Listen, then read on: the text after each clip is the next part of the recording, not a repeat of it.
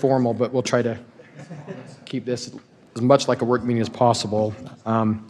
Couple of house cleaning items real fast. We are kind of looking at 1.1. We're going to move item 2.5 to the very first. We've got one of our guests needs to leave at 6, so we're going to try to move that one up on that item, and then we'll jump right into 2.1 and go from there. Any other changes for tonight for discussion? Okay, item 1.2, any future agenda items? We just have a couple things for probably the first week in July for community residents recognitions. But I think that's an ongoing item, so we'll get you names. Okay. Okay, I don't have anything. Jared, anything future? Steve, anything future? Items? Okay. Move on to item 1.3, council discussion of future citizen recognitions. I think you just said, yeah. We've got 3 groups tonight that I'm aware of, 3 recognition tonight: Harriman Soccer, Mountain Ridge Lacrosse, Girls Lacrosse, and what's his name? I forget his name. Individual. That one individual. You're ready to do that, right? Any other I'm missing tonight? I think that's it tonight, right? Okay. Mr. Koneski, yeah. Okay, we'll move on to item 2.1, or 2.5 then. Discussion regarding the request for information relating to the commercial property owned by Harriman City. Tammy. First. This feels so formal. Okay. Well, thank you, Mayor and Council. Tonight, we are asking Council if they would like us to proceed with drafting a public-private partnership agreement for the Harriman Town Center commercial property based off of the submissions from the RFI. On April 28th, the city announced an RFI requesting information from parties interested in entering into a public-private partnership to design, build, and operate commercial retail buildings here in the town center on city-owned commercial pads. This would also include the opportunity for a lease exchange with the city for office space on the upper floors of the constructed buildings. In the RFI, we requested a letter of interest, organization information, qualifications, development ideas, and examples of projects that they have completed. We had a handful of developers contact us with questions and gathering information to determine if they could make this work with their resources. We actually ended up having one back out on the day of the deadline. So the submission that you received comes from Troy Thompson and John Kemp, who are affiliated with Big D Construction. They have actually expressed a great level of excitement over this project, referring to it as, and I quote, "a once-in-a-lifetime opportunity to partner with the city and create an amenity-rich community gathering space that will anchor city operations in a campus-like setting." The RFI from the respondents was included in your packet. It did provide the explanation of their approach, their plan for completion, their methods to address the escalation of financial and construction industries, because we do know that costs continue to rise. And then, of course, their methods of construction that they feel would enhance the project with an efficient building that would match the current design of the town center. The applicants are present today, so if council would like, you could ask them to speak on why they're interested in submitting for this project. And then, of course, staff is just looking for council direction on if there's an interest in having staff draft a public-private partnership agreement with the respondent. Okay. I wouldn't mind hearing from, are you guys, council okay hearing real fast? Yeah.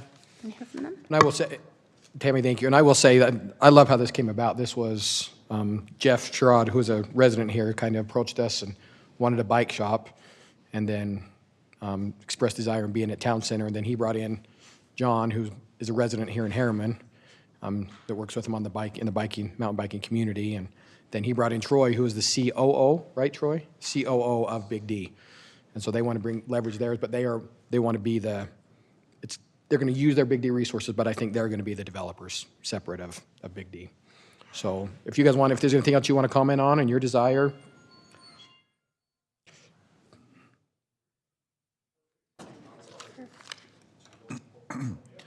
If I can just preemptively ask a question that you guys might address while you're talking is the potential cost savings of your ICF construction methods versus more traditional methods right now. What kind of cost savings would that be to?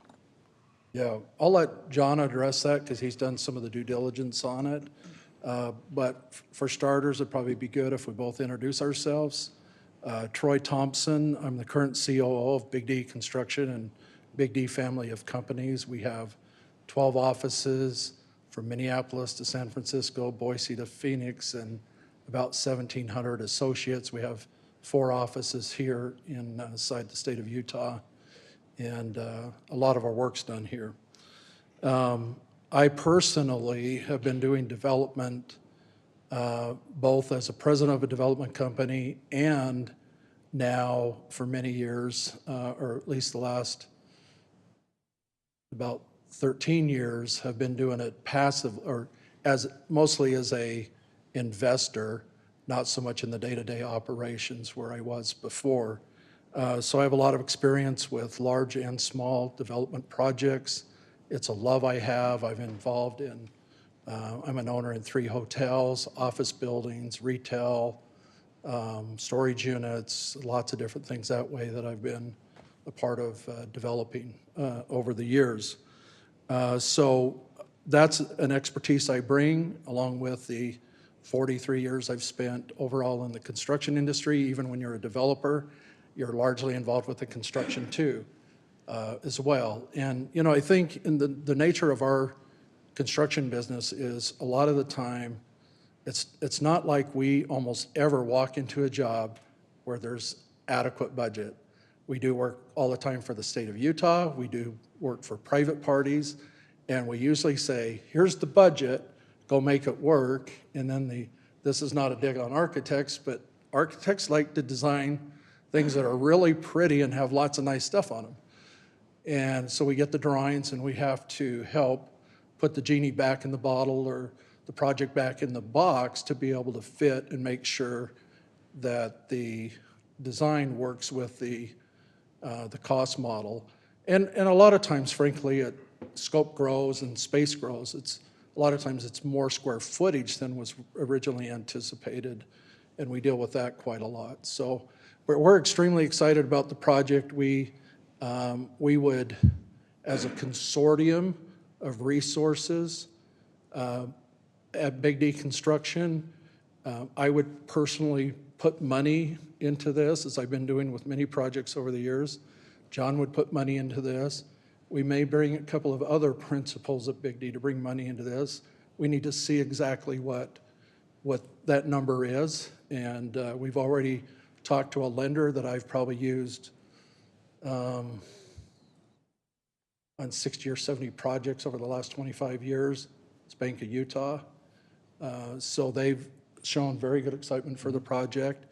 And we've been trading emails and documents back and forth to see exactly what their appetite and what the LTV would be and all that kind of stuff, so we can start plugging those assumptions in our model. So despite not knowing whether we were going to be asked to participate, we also did, and John led this, so I'll let him talk about this, but we have our own virtual design group within that we use to coordinate projects. So we design everything, mechanical systems, lighting systems, into our projects. So instead of going out there and building it and say, oh, that doesn't work, it doesn't fit, that ductwork is running through that beam and you can't do that, so we have to stop the job and fix it all and redesign it all. We figure all of that out and then have our subcontractors participate with us. And so that's largely built off-site now, comes to the job and it fits perfectly. But we had them, John had them design some buildings. He and I talked about what they should probably look about, how we could integrate some of the the concepts and some of the features of this building into that so that they would tie together, complement each other, and so that's some of the work we've done, but Yeah, John so go ahead. I'll introduce myself quickly. I'm John Kemp. And like we mentioned earlier, looking to participate in the development of this project and using resources of Big D to do that, to make sure that it's done correctly. I am a vice president at Big D Construction also, just so you know that. I'm a 20-year. And he just finished 5 years with the state of Utah, representing and helping DFCM build the billion-dollar new Utah State Prison that's going to have the ribbon cutting in a few weeks. Yeah, a couple of weeks. I was over that. That's lost a lot of hair. So yeah, I've been a Harriman resident for 20 years. I live on Triple Crown Lane, if you know where that is. I've been there a long time. And when we saw this opportunity to come up, we'd like, man, this looks like a great chance. When we walked in the building, we saw people all over out there, right? There were people at the splash pad, and there were people, and it's just a great community, a great place to have this type of a development. City needs it, the community needs it, and so we thought that it made sense. As far as some of the delivery methods you asked to address the ICF, ICF's an idea, and I'm not necessarily saying it's a value management idea either. It could end up costing more. I don't know. I mean, if you've seen recently, you don't see a lot of cement trucks on the roads because there's no powder, and that's a big problem right now. Currently, a lot of the batch plants are producing about a quarter of their normal volume or less because of cement powder shortages, and that's a regional thing. That's not a nationwide thing. It's regional. I was up in Boise the week before last, and they're actually shipping cement powder from Boise to Salt Lake City, passing a lot of jobs on the way to get it here, as you can imagine. But you're paying premiums for it. But it's an idea. I'm also constructing several LDS temples right now, and that's something that we're doing on those projects because it makes sense structurally, and also with the building efficiencies. You can get a very efficient building to do that. So it's something we wanted to explore and see. There'd be a lot of different cost models. And I think the thing we need to do right offhand is really get the pro forma down, working with you as a team to make sure that the building works, that the pro forma works, and that's would be our first step. You probably saw in the presentation that you've been provided the model that we put together, and that's hopefully within the design standards and a start. Right? That's not what it's going to look like at the end of the day, but kind of our best guess, and without talking a lot to the city about what it might look like, I thought it looked pretty good. Right. So We appreciate it. Any Thank other you, guys. questions, Mayor, or anybody else? I don't think right now. Appreciate you guys being here. okay, Now, thank you. John, I know you have to go, so feel free to. Okay. You're good. We can finish. A quick thank you to everyone for the opportunity to provide our proposal, and hopefully we can work with you all. We'd love to. Appreciate it, Troy. Thanks, you guys. So I think we're looking for guidance from council on whether to basically start negotiations with them on how it works out front as far as the whole condo, Yes, just so the that whole we can process. begin to draft an agreement. And I think that's what we've been waiting for, so I'm, Yeah, I think we need a partner like Big D or these gentlemen to come in and drive that. And from what they proposed already, and the ideas of it being a city campus is pretty ideal and key, and where it's mimicking buildings and the architecture here across the street, so.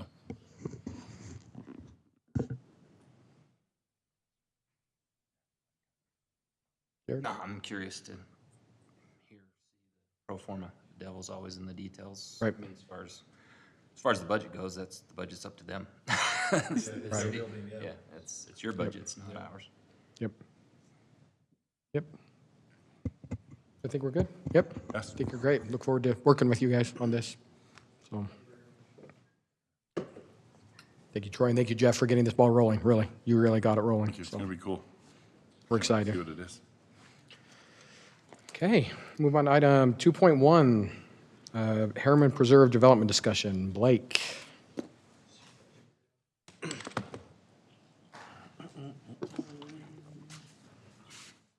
All right. So just wanted to run through this project tonight. Of course, quickly, and then we have representatives for the developer here behind me, and we actually, I believe, have one on the phone or on our go-to meeting, if it's up. If not, he'll jump on really quick. If you don't mind texting him, letting him know that we're getting it set up. Okay. I've been texting that developer, the other one that's not here, and so I kind of dropped the ball and forgot to tell him we didn't get that set up. But anyway, we'll jump through this really quick if I can get it to work. Okay. Okay, we got a read on here now, so great. So just as a refresher, this project is located down along the Camp Williams border. The overall project is close to 1,000 acres. It's made up of 3 pieces. We have the Laguna Point piece that's the most north along Juniper Crest Road. We have the Malibu piece, which is shaped like a C, and the Laguna piece, which is kind of a big rectangle with a little top on it. Kind of go through the land use really quick on it. The zoning is shown here. The Laguna Point piece has been zoned with a zoning condition of 1.7 units per acre. It was done a few years ago. There's a little piece of A1 that's a tail off of that you can kind of see here.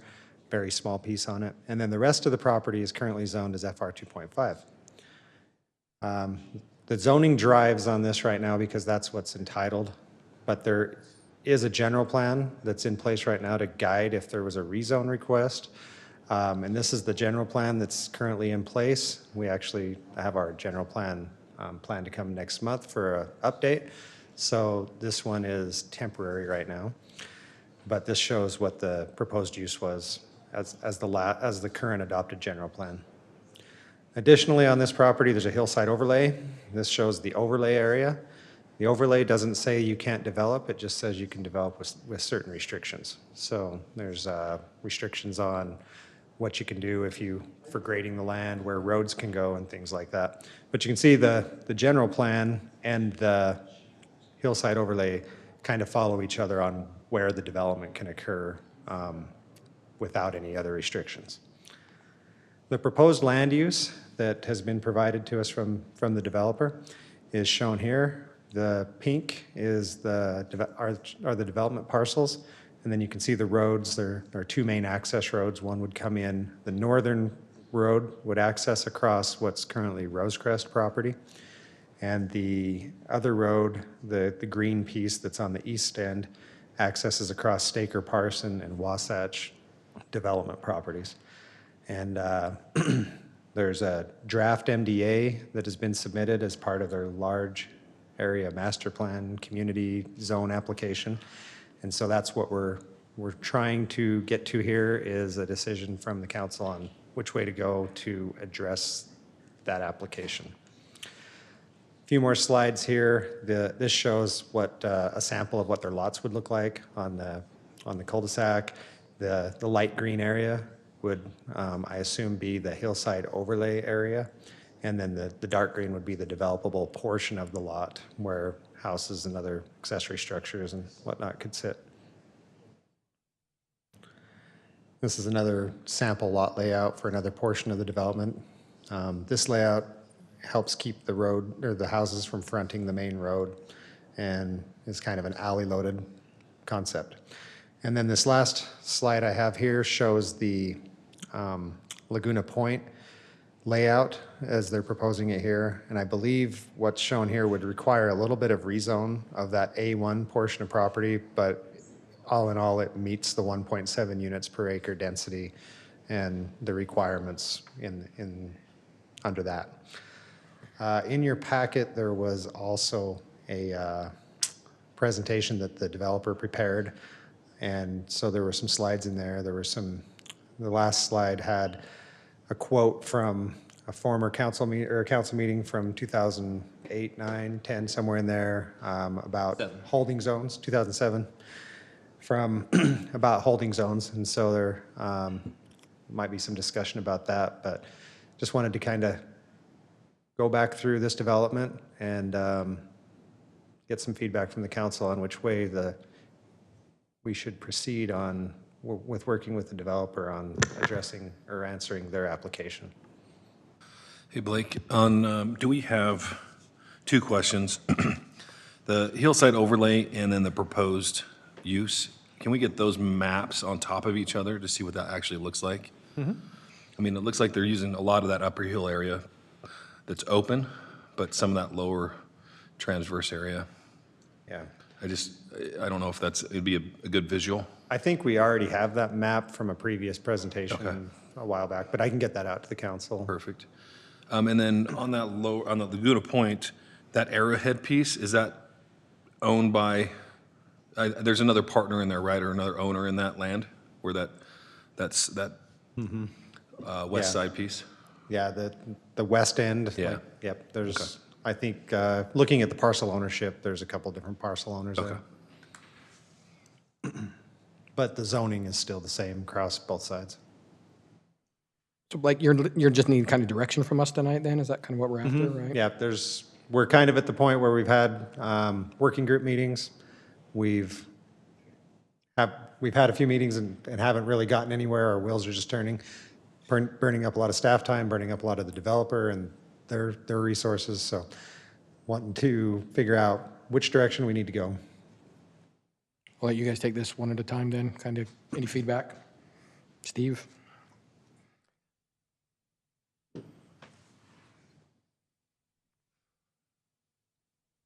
I almost kind of want to make this two discussions. I know that's not how it's presented, but as far as the Laguna Point piece on the north end, with the sample layout the way that it is, I actually like it. I think it'd be great.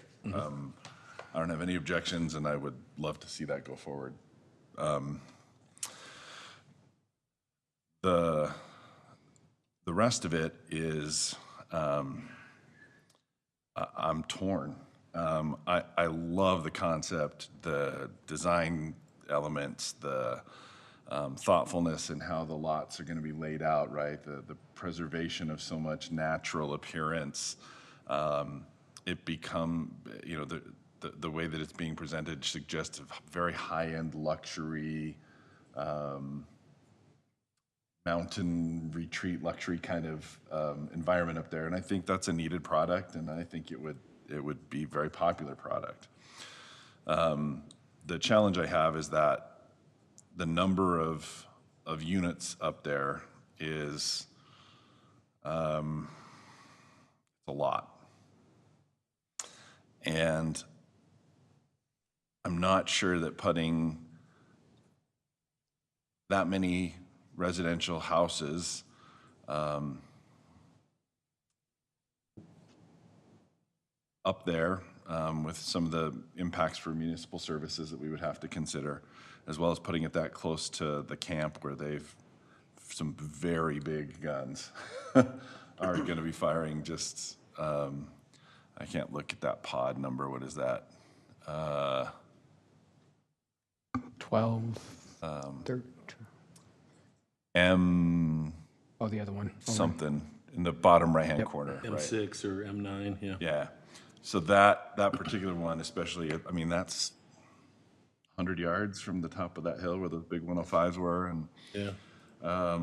so I have some real kind of interface concerns about that as well. But I guess my comment would be that I generally like the concept and I like the idea.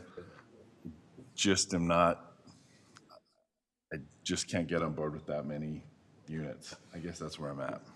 I agree. Okay, Teddy?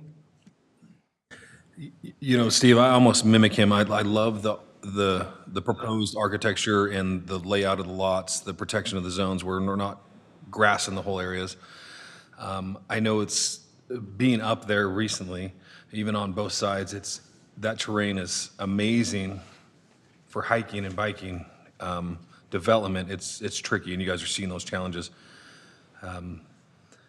I don't know if the buffer zone needs to be changed or different on there. And the thing that gets me is I would love to see the property rights held with that, but knowing they're going to be, I was standing on a porch just yesterday down in Vineyard, and I was hearing guns go off, and they're right at the golf course there, and there's still concussion, and right, a couple miles away. Being next to it's going to be intense, and I know they're going to be notified and risked and warned and stuff. And I think that some of the pods may have to be smaller, and that makes less density, right? Less units, and then I don't know if that's. Definitely doesn't help the cost ratio for development. The Laguna Point, I mean, that's spot on. I mean, it looks beautiful. That's an easy one to say yes to and move forward on that. And I don't know if you can parcel it out like that, but that's kind of where I'm sitting. I think there's some amazing aspects to this, and I think it'd be great for the city. I just don't know if at that density. And some sort of those locations where they're a little bit up on that southern border mainly. That's kind of where I'm sitting. Okay, Jared? I'm a broken record when it comes to these things. To me, the only question that matters is, does it make sense for us to look at an MDA? That's what the working groups were created for, and I guess why we're kind of looking at those is I don't think that's necessarily what was focused on. So my question is, I mean, why an MDA, right? We've said a million times that the city gets screwed on MDAs for whatever reasons. So why is an MDA good for the city, right? I look through the presentation and it's kind of the same old bullet points of some general things that we think might be good with MDAs, but we kind of have all of that in ordinances already, right? And MDAs to me mean narrower roads, not having to adhere to a lot of ordinances and specifications, et cetera, et cetera. To me, there's just lots of problems with MDAs. So why would we do that? And what of those specifications would we want to hold them to anyway? And that question I don't think really has sufficiently been answered for me. Why an MDA, right? What do we get out of it? To me, open space, I mean, there's lots of open space on the mountain. Is there anything substantial that we get? Is the ingress and egress gonna go past our commercial centers where potential visitors for recreational activities are gonna spend dollars and we capture those in the community, right? I've said these things for what, 7 or 8 years now. I don't see any of that being directly addressed at least. And then that's the first thing for me. Second is the higher cost of services provided up the hill. I mean, everything is substantially higher. Water, snow removal, police, fire, so, I mean, take your pick. So we've talked about the Special Services District. The last conversation that I was privy to, last meeting I was privy to, said that that's not a guarantee. Yeah, we can set it up initially, but they can dissolve it later, and then the city's stuck with it. So, and that's, those questions can be answered. I mean, if residents up there know that they're going to pay a higher fee for their cost of those services compared to the rest of the city, and that's something that we can ensure continues, then I'm willing to look at all the rest. But if we can't get past that hurdle, then that's the big one for me, is it costs way too much. If you do go down that road, then there's the argument to be made for higher density makes more sense, right? Yep. To pay for services if the city gets stuck for it later. So I don't know, to me, I still have the same questions that I did at the beginning, so I don't know if those that were on the MDA committee have anything to say about those things, or.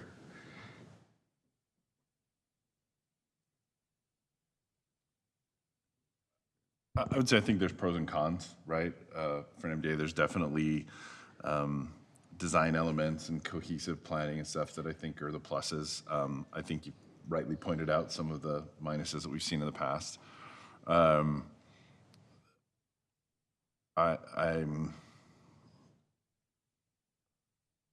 appreciate the questions, at least from my mind. Whether or not it's an MDA kind of is less relevant than is the plan, right?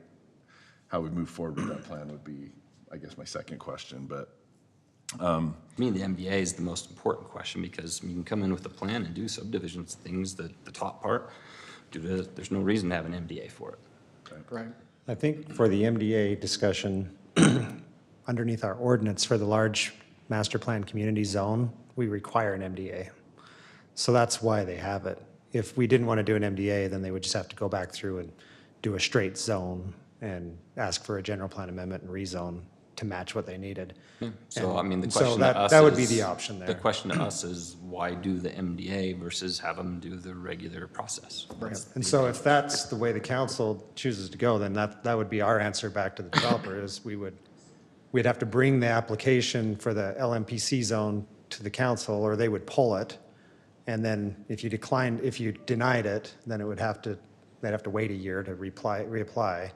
Or if they pulled it, then they could reapply with just a straight rezone and general plan Well, amendment. I get the procedural thing. Yeah. To me, it's more of just a general question of what's the better path for us. And we put the one in place for an extenuating circumstance, if you will, right? The other is the general path that development is supposed to go through. And at least my experience, every time an MDA is done, it's to get around requirements. Like we get, this is just my opinion, but in every single one I've seen so far, the city gets the short end of the stick. So what are the real benefits, for the city? I'm have a hard time with any MDA seeing the benefit to the city. Well, I think procedurally, I think it cuts down, because you're doing multiple different types of zones inside that development, correct?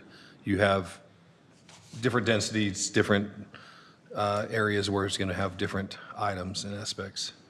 So they'd have to come through each application with each pod for zoning, right? If it's a different zone. Well, it's the LMPC zone, so they would Right. put together a land use plan Okay. and follow that generally, but that is the zone, is the LMPC zone. So they'd be vested underneath this MDA with certain things. But under how they use that it. zoning, it requires an MDA in our Yeah, and ordinance we currently. specifically Yeah, it- did that for, and we argued about the size of land that it should be, right? And it was designed so that large parcels being developed in a cohesive plan.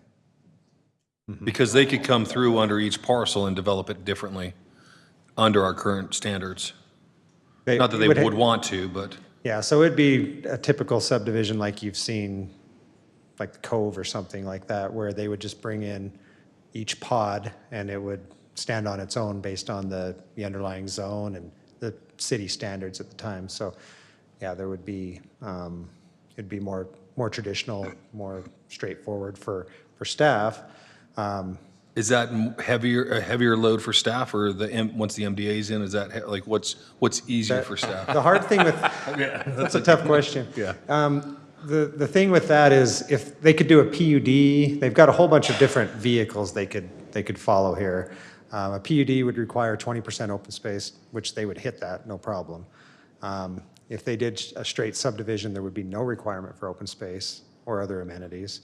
And then the MDA gives the city council some options to negotiate some things. So as Councilman Henderson said, you can negotiate poorly Yeah. and not get stuff, or you can negotiate great and get things, maybe it can be a win-win on both sides. So there's all these different vehicles, and they all have pros and cons. They all take, the MDA will have more staff time up front, but then as applications come in, they're simpler for us because we have a set check the box number of and go. guidelines to go through.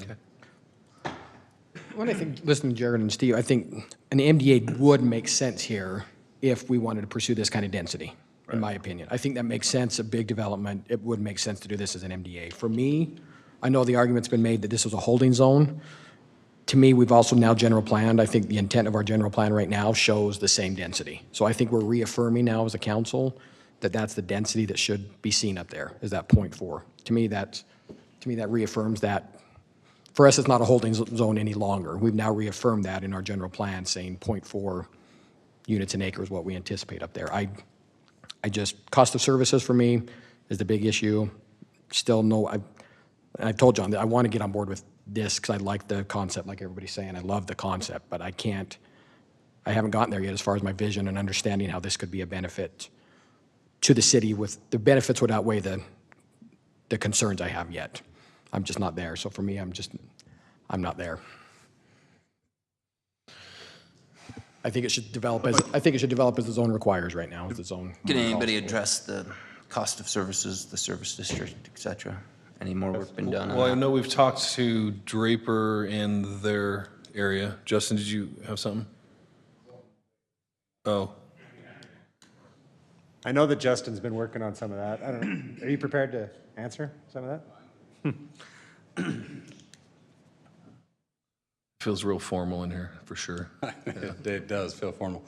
Obviously, the largest cost of service on Public Works side is going to be, and impacts will be the snow removal. As far as the other services, yes, those areas will pay a higher water rate because we have to pump it higher, and we'll add, need to add in, increased operational and maintenance costs for responding and those things. But the snowplow is going to be the largest impact, I think. And in communicating with Draper, I don't have my notes, but they were responding to almost double the amount of storms in Suncrest than they were down in the lower parts of Draper. So you'll see those higher costs of snow plowing for sure.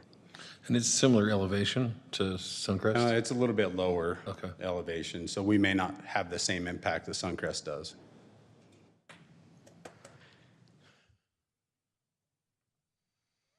But no other information on the service districts and how we can I think force Nathan, that, you keep had some that, info on that, right? or there's So no wait- way to do that? You can do it, you create it, but it is a district that That they can eventually. dissolve? So simply what's happened in Draper a couple times is their budget's been referred. So as that was going through the process, the city didn't collect anything, wasn't paid by that district. So it sounds like it started out well and now it's turned into a bit of a challenge. A bit of a challenge, they've been sued several times, suing each other back and forth. Yeah, I've talked to the Draper people, not one recommended we ever do anything similar to Suncrest. It's a thorn in every one of their sides over So, there. I It's mean, just, I think most of us have. I mean, my question is really more, have we looked at other options? Have we looked into whether, is there a way that we can structure it so that we don't have those issues? Or is it just not Impact fees or possible, contract fees or- or it's not possible, that's the only way? I'm not aware of anything under state law that would allow us to do it differently. Once you start it, then those residents who are members of that district have the rights that are provided them under state law, and that's what they've been exercising over there. That's the most difficult hurdle for me to get over is the cost of services. And if you're going to allow it, if you're going to go that route, then there's a mathematical argument that more density makes sense. Yeah, as we looked into some of that too, there's a break point somewhere, we don't know where, because as soon as you get too much density, now you've overloaded systems down lower that we've built to handle what's been anticipated. So then you're redoing water lines and sewer lines and roads and things like that. So there's some break point there. We haven't found that out yet. What about costs of services, fire and police, and, response times are obviously longer, different types of vehicles possibly, correct? And, I Well, guess we are in trucks already, It's so it's not. mentioned in here, that as a positive to have, police and fire stations up there, but we pay for all of that. Yeah, or our districts do, yeah. And again, then it's a quantity thing, right? More makes more sense to pay for those things. I mean, none of those types of things, all of those types of things the city pays for. Right. Well, when we looked at it, it really did matter on what the model was going to be, what the density was going to be, what we were going to build and where for the responsive police. And as we looked at that closer, this is a disassociated, geographically disassociated parcel, right, from the rest of the city. So typically what happens is when you have law enforcement operating in a district as we have, once you reach an absorption rate and you're saturated with calls, you add another car to that area, right? This being disassociated, there was very few options we had at that point, but to probably put a car over there. Irregardless of call volume. Yeah, as soon as you do, right, and a lot of that is based on response times, right? Yeah. We can't have a 25-minute response time on a priority one call. So when you start looking at that, it becomes a little costly because it's not just one car. You have to recognize it for a shift. It's 5 cars that you put up there to cover that area over the period of a 24 or 7/24/365, right? So We did look at it at a lower density rate of like 300. Would we be absorbed and saturated? And could we absorb that area into a patrol district we already have? Maybe at a very low density, but as it increases, you have to do that. Now, we called Draper for kind of some similarity study. They don't have a car up there. They send a car up there, and it's a substantial response time. It's certainly not a level of service I suspect those folks up there that are expecting. But we, and again, I prepared a document that we can send out to you all that explains it a little bit more detail. But we would be remiss and not good at public safety if we didn't have resources in that area in a timely manner for a good level of service. So anyway, I mean, those are my two things, always have been. I mean, I've had talks with the developers for a long time and told them that those are the hurdles for me. So I don't know if you have any other answers. A lot of the other things, I mean, MDA, there's can be a lot of pros. Hopefully we've learned a lot of lessons, and we've got good attorneys and city managers that can help us do all those things. So it's not as big a hurdle to me as it is, as the cost of services is. The other thing that kind of jumped out at me was the bullet point of support of Camp Williams. I mean, all the conversations I've had has been a lot of concern from Camp Williams. I know they don't want things up there. I know they can't say that they will make any effort to stop it or there's anything that they can do to do that. But I mean, I live probably as far north, so farthest away from Camp Williams as anybody in the city. And my windows were rattling yesterday. Like we feel it all the time. I can't imagine being next to it. I mean, those are real concerns, but to me, the biggest thing is the cost of services. I mean, I don't want to be paying more in my already high taxes for those services down here because we allowed some nice homes up on the hill. So I guess we need to get direction. I mean, I think we all know where we're at. Is it fair to just ask for, are we interested in pursuing an MDA? I think that's the question. You guys okay with that? You bet. Yep, come on up to the mic, Bruce. Thank you, Mr. Mayor. Members of the council, as you know, Bruce Beard, counsel for the project. I've been listening very carefully and take good detailed notes, and I'm just asking a real simple question. It seems to me that if we can present to you a mechanism coordinated with your city attorney to essentially say this is as bulletproof as we can get so that the rest of the city won't be paying these charges and they won't be backtracked. And I don't know what that might be at this moment, and I'm not trying to say there is one, but if we can present you a method for reasonable assurance that the costs of additional services up there will not be borne by the city at large, it seems to me that that solves most of your issues. Obviously, there's the camp issue, but other than the camp issue, that seems to be the one I heard overarching on everyone.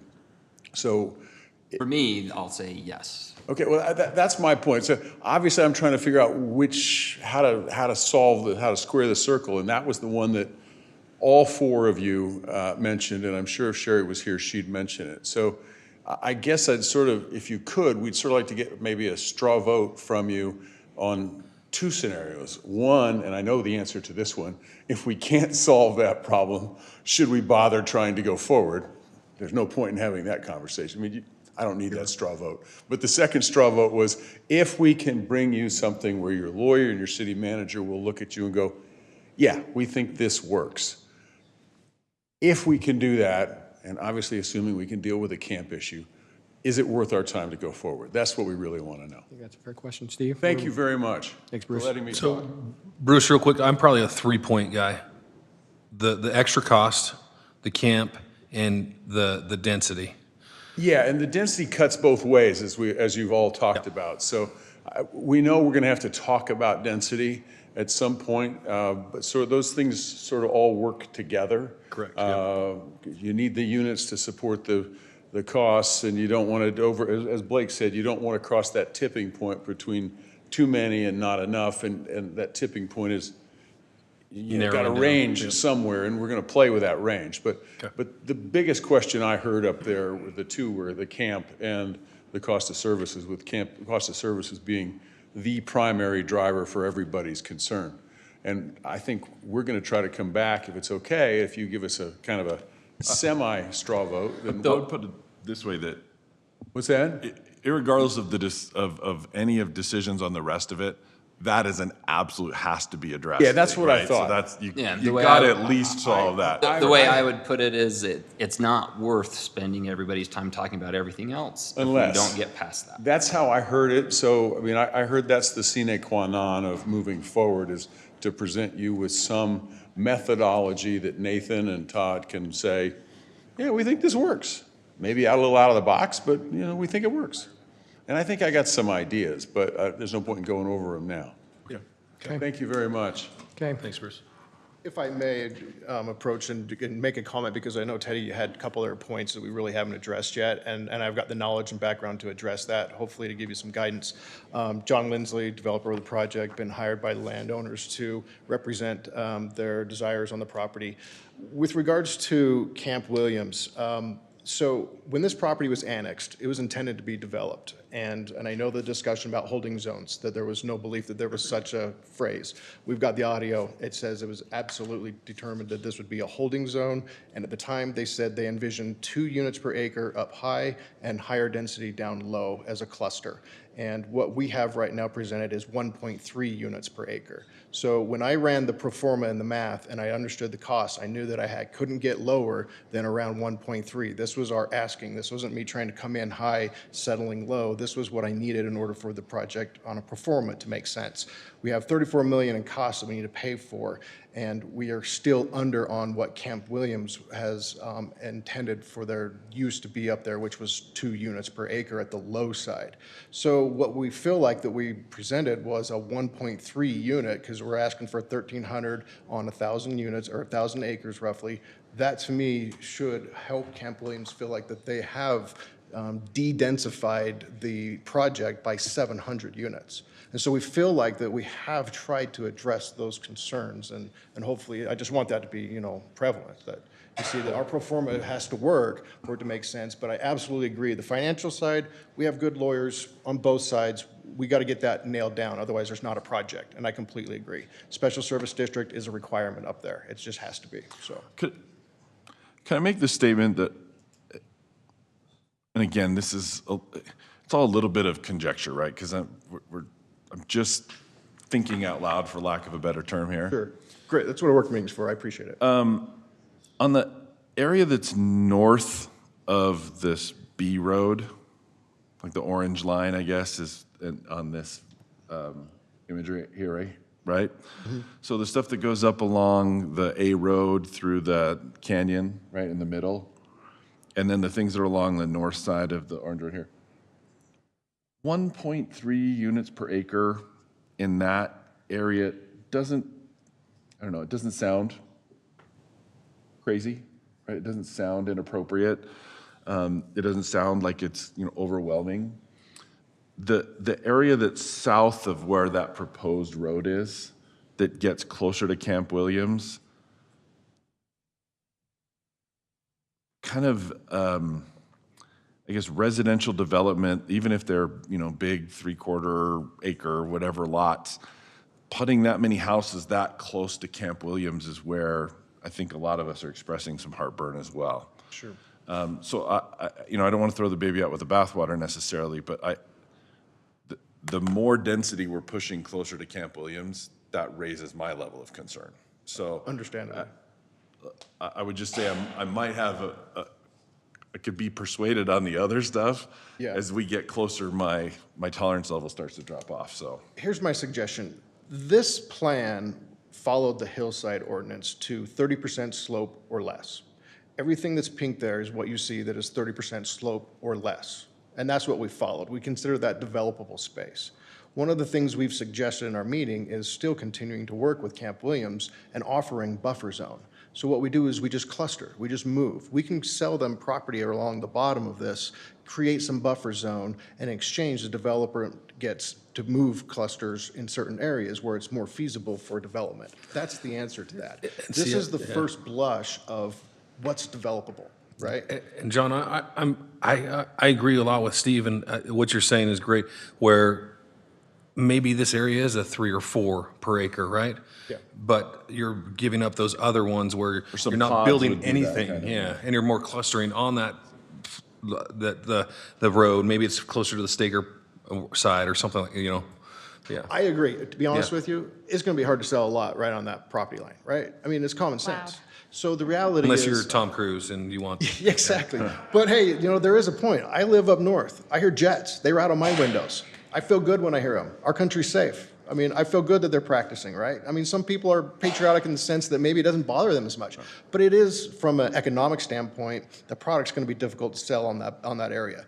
By all reality, that should be a buffer zone. And then we just do maximum residential units in the MDA, which provides assurances for both parties that here's the cap, you can't go over this. And that's the benefit of MDAs, is it gives us that ability to lock it in. There's benefits for the city, there's benefits for the developer. But once we have that number, then we can move them and cluster them in the right places. We're very low dense to the north, and there are probably some areas that we could, you know, increase the density, but the overall project stays at 1.3, which is below 2.0 at the annexation, you know, so I feel like there's a good compromise there. We just need to be able to start getting through this discussion and making progress. And I'm hoping that today I can explain that I have the vision. I think we can make a viable project out of this. And I hear your concerns, and I think we can mitigate them to where we all feel good. The legal side, I totally agree. I'm going to turn it over to Bruce and the new attorney and let them figure out exactly how they can secure that, because we don't have a project without the comfort zone for the city knowing that that's a special service district that'll stand alone.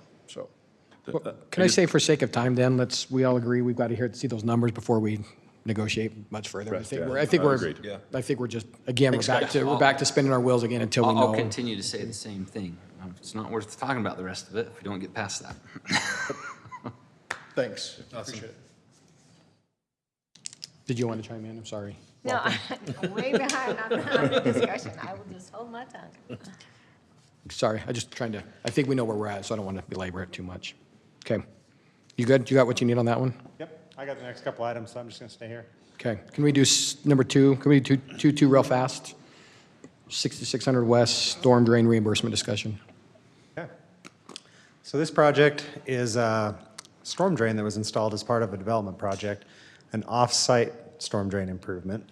And the developer has requested reimbursement for it, but we'll just talk about the location first. 6600 West and about 143rd South. And this map shows where the new line was installed, the off-site portion of the line. It's taking drainage from this portion of the development. And so this pipe, originally, they wanted to run it down to the other piece of the development that you can see just to the right of the yellow square that I put on there. And it was going to run between lot lines. And the Engineering and Public Works Department did not like that design. It had brought up some significant concerns with maintenance of the line and safety in case of overflow.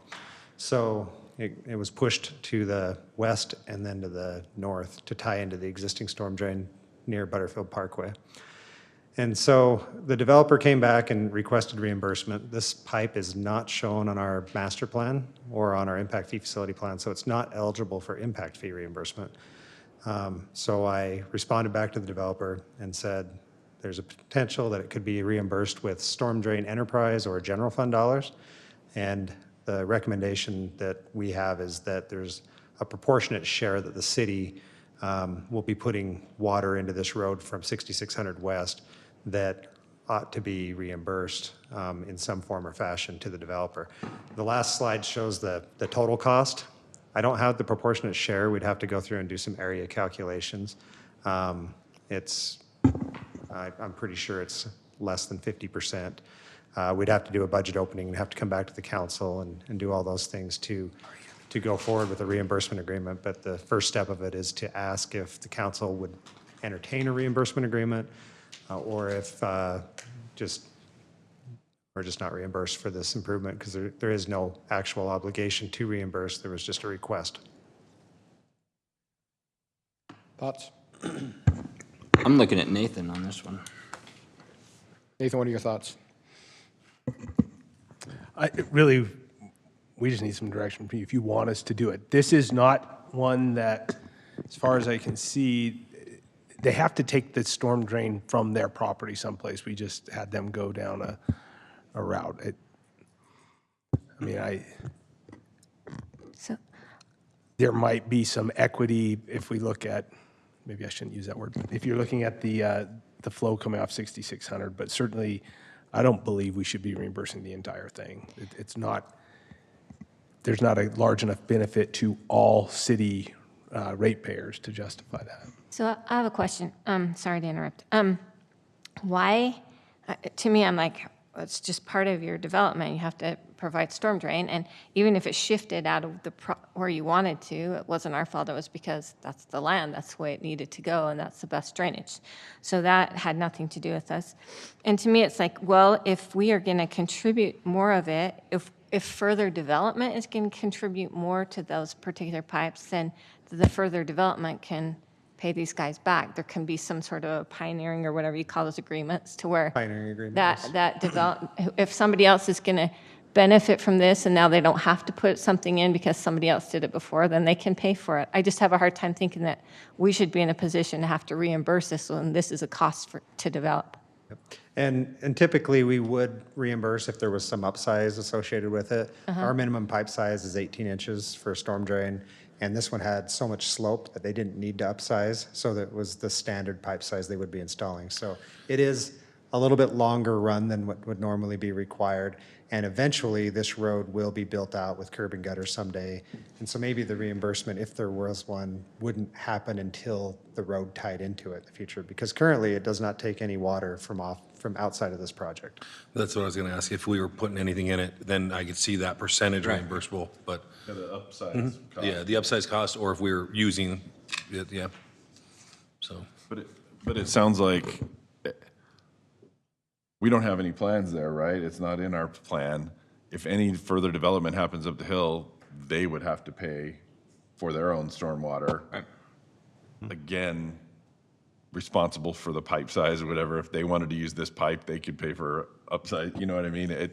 Yeah. I just can't see where the math works out that somehow this is the city's responsibility to reimburse for this. Yep, and I think you can see an existing storm drain on the west side of Valhalla Lane. I don't remember ever having a reimbursement agreement for that existing storm drain pipe over there that was installed that actually will take water from this road that direction. So future development will actually most likely tie into that way. pipe. Right. If it has the capacity. So I don't even know if future development will actually use or utilize this pipe. It's probably just future roadway width that will put water into this pipe at some point. So if that road was built out, would we need to upsize the pipe then to accommodate the stormwater off of the road? No, not according to the calculations, so. I'm hearing no reimbursement. Is that what I'm hearing? Can't do it. agreed. I'm not Nope, supportive. okay. Sounds like no reimbursement. If I might, one of the things we're looking at, and I need to get Todd up to speed on this, is something Saratoga Springs is using. It's an at-risk agreement. When the developer wants to come in and start going forward, they're signing an agreement. If they're building these things, it's at their risk. There's no guarantee we're paying them back. And for some, they want to go so fast, that's what they're doing. And so when it comes up, they say, well, I thought I was getting paid back. There's no reimbursement agreement until there's a reimbursement agreement. So we'll be implementing something like that. That's what I keep thinking with every one of these things comes up is you knew what the costs were going in, like the time to discuss this would have been beforehand, not after. Was there any discussions or any promises or, I mean, I know sales guys will tell you anything, right? But was there some sort of discussion about possible reimbursement or potential? There were discussions about reimbursement, but I don't know if there were any promises or obligations made. It was, we'll look and see if it's reimbursable. We got the plans, we looked at it. I had our engineering staff look at it. They verified that there was no upsize, there was no off-site water besides the road, so Okay, cool. we got everything prepared and brought it to you. Yeah, and I respect that question, but at the end of the day, even if there was, we have to start training people that it doesn't matter, it has to come through the proper process. If the council didn't agree to reimburse them on that, we control the budget, so you better make sure it goes through the proper process. Nobody on staff can agree to those types of things. And their engineer could pull up our master plan, which is online, and look at our impact fee facilities plan, find the pipe and see if it's on there. And if it's on that plan, then it's obviously reimbursable to some extent based on that study. Makes sense. This one was not on that plan. Okay, that's their due diligence Yep. to do. Okay. Thank you, Blake. Can we do 2.3 fast? Can we do 2.3 fast? Vantage point, open space, encroachment discussion. Okay, so this one we've been talking about for a little while. It's actually the number one encroachment that our community services group is working on right now. Location is in Lookout Ridge, up near Black Ridge Reservoir. So the lot is shown on the right. It's the most east lot or the most right lot in the photo. And what has brought this, or the catalyst for this discussion, is the owner of that lot has applied for an exception for their accessory structure. If they hadn't needed this exception, it would have been approved and we wouldn't even be talking about it here at council. But since they applied for this exception, staff was trying to keep the encroachment issue and the permit for the building separate, but when it came to Planning Commission tied it together. And their requirement, they continued the item, the request, and stated in their motion that the retaining wall needed to be removed and they needed to submit a drainage plan before they could approve it. So the applicant's been working on the drainage plan, and so as I went up and looked at the wall and have been researching it a bit, it looks like the new photo actually shows that the encroachment's been removed, the landscaping and all those improvements. The wall's still remaining, but that's the only thing. So we're just coming to ask, how would the council like to proceed with this wall removal request? Because I believe it's more of a council guidance decision on that than the Planning Commission guidance decision. And so you can see the subject property, the approximate location of where the shed is, or the accessory structure is going, where the property line is. And so our recommendation was, if there's any sections of the wall that are above 4 feet, they're outside of building code right now because there was never a engineered design for the wall. So maybe those sections be torn down enough to be less than 4 feet and then somehow restore some of the slope back there or some fill, or I don't know if the council wants to just leave it the way it is.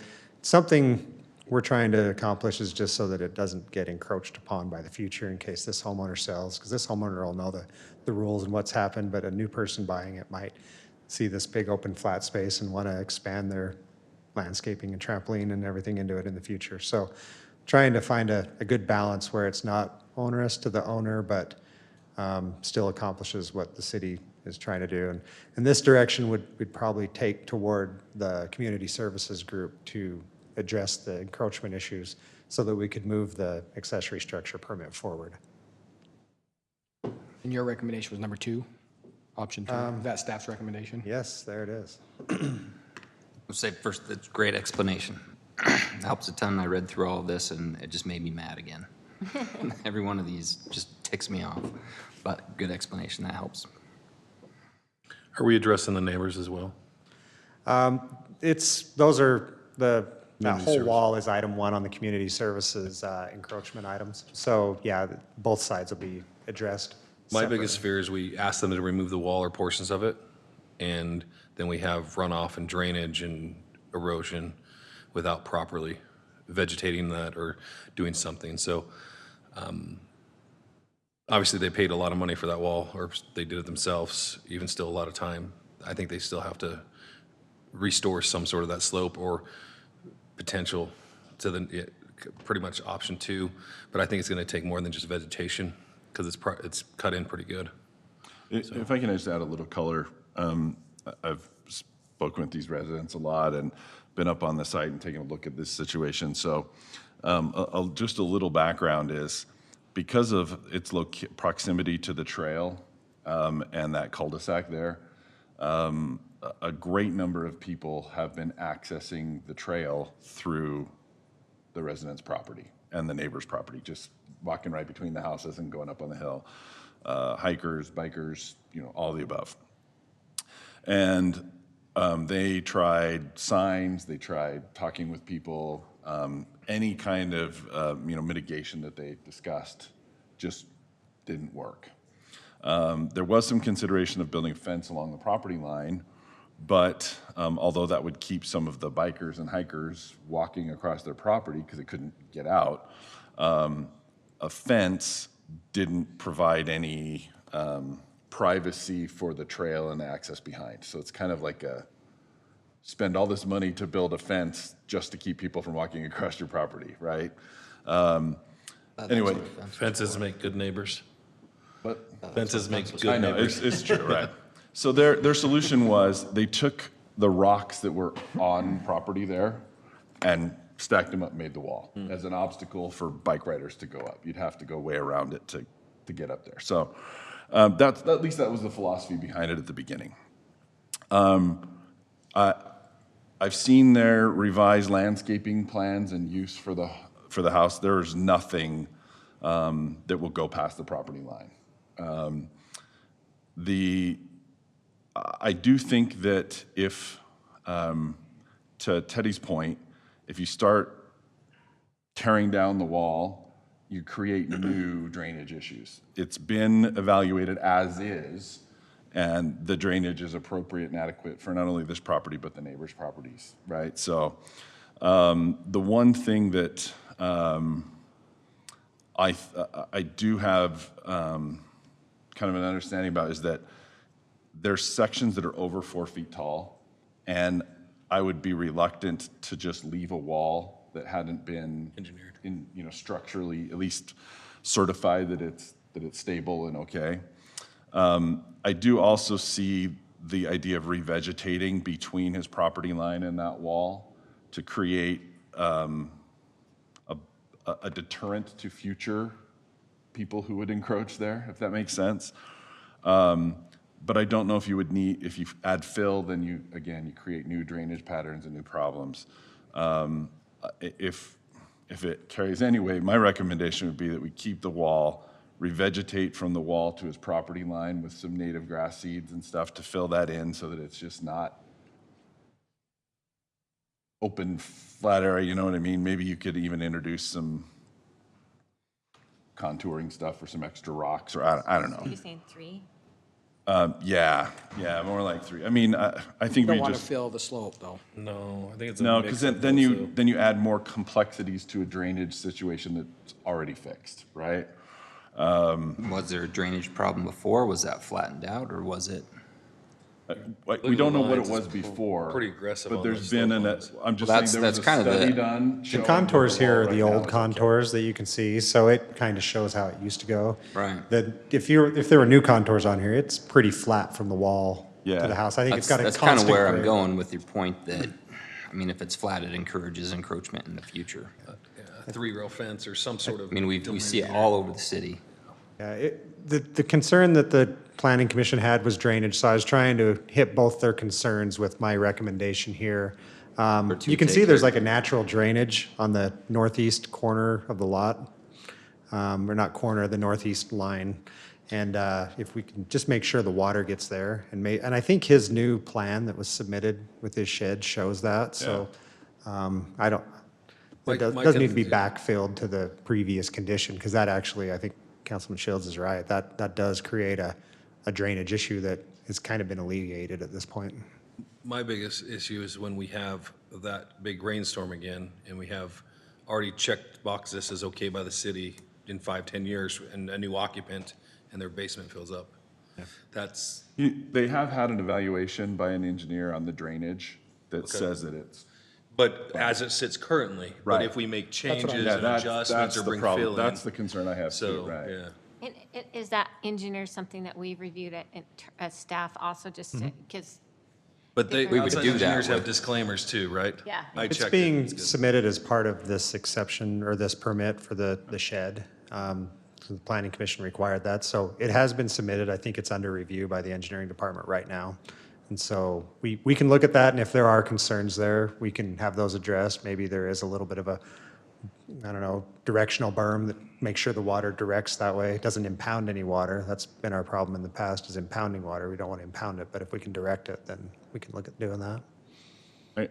I guess I would say that if we do decide to just accept and leave the wall, it needs to be inspected. Yeah.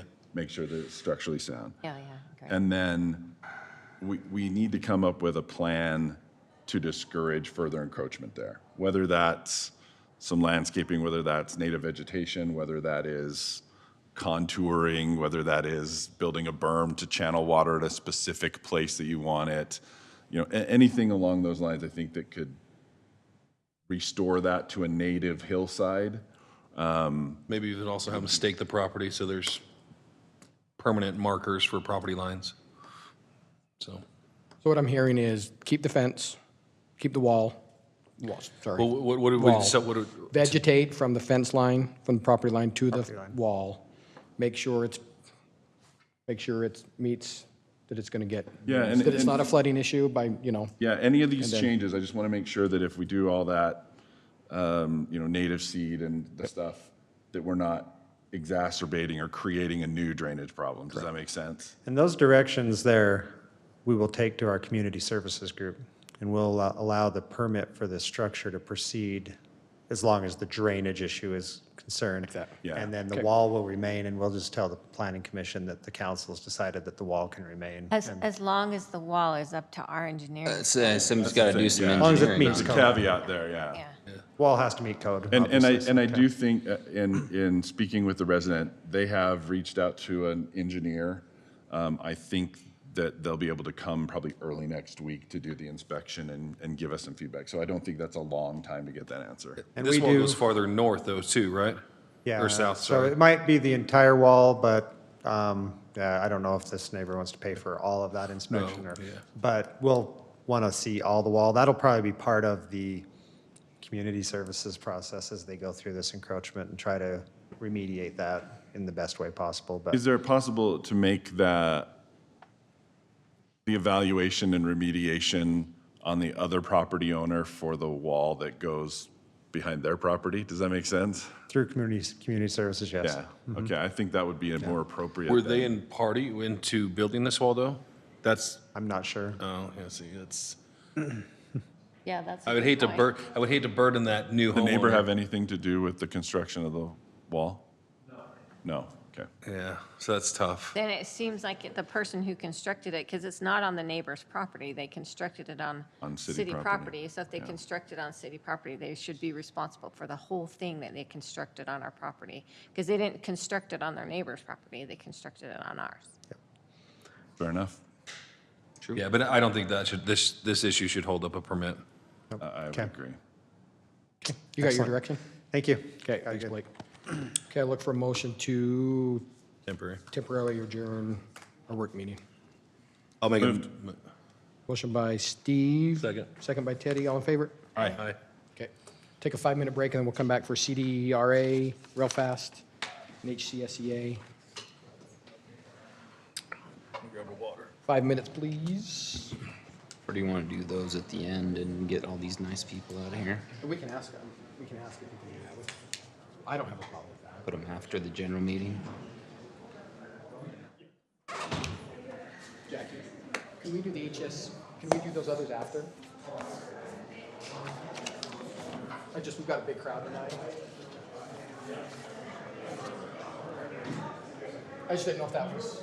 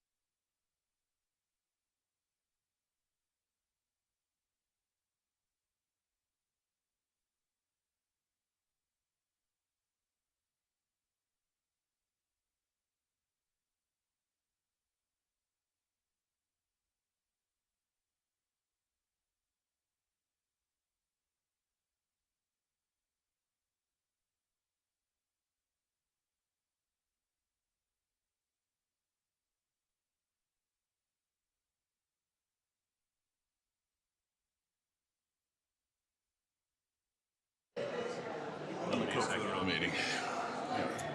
Sucks. I only heard Bruce second about it. Try.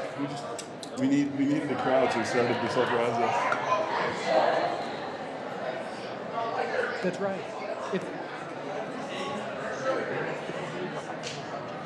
Exactly. Okay, good evening, everybody. Welcome. 1, 2, 3, eyes on me. We do the scout. Yeah. Oh, yeah. Eyes Flashlight. on me. Yeah. Thank you, everybody, for being here tonight. Love a packed house like this. Thank you for being here. A couple of housekeeping items real quick. We are going to, if council's okay with this, we're going to move the CDRA and the HCSEA meetings to the end, to after the general meeting. So we can, because we don't want to make our visitors wait. I thought we were going to keep them hostage for. Unless you want to sit through an hour budget meeting. Come sit through all No, those meetings first, yeah. it's summer. It's summer. They don't want to be here. Okay. We will move into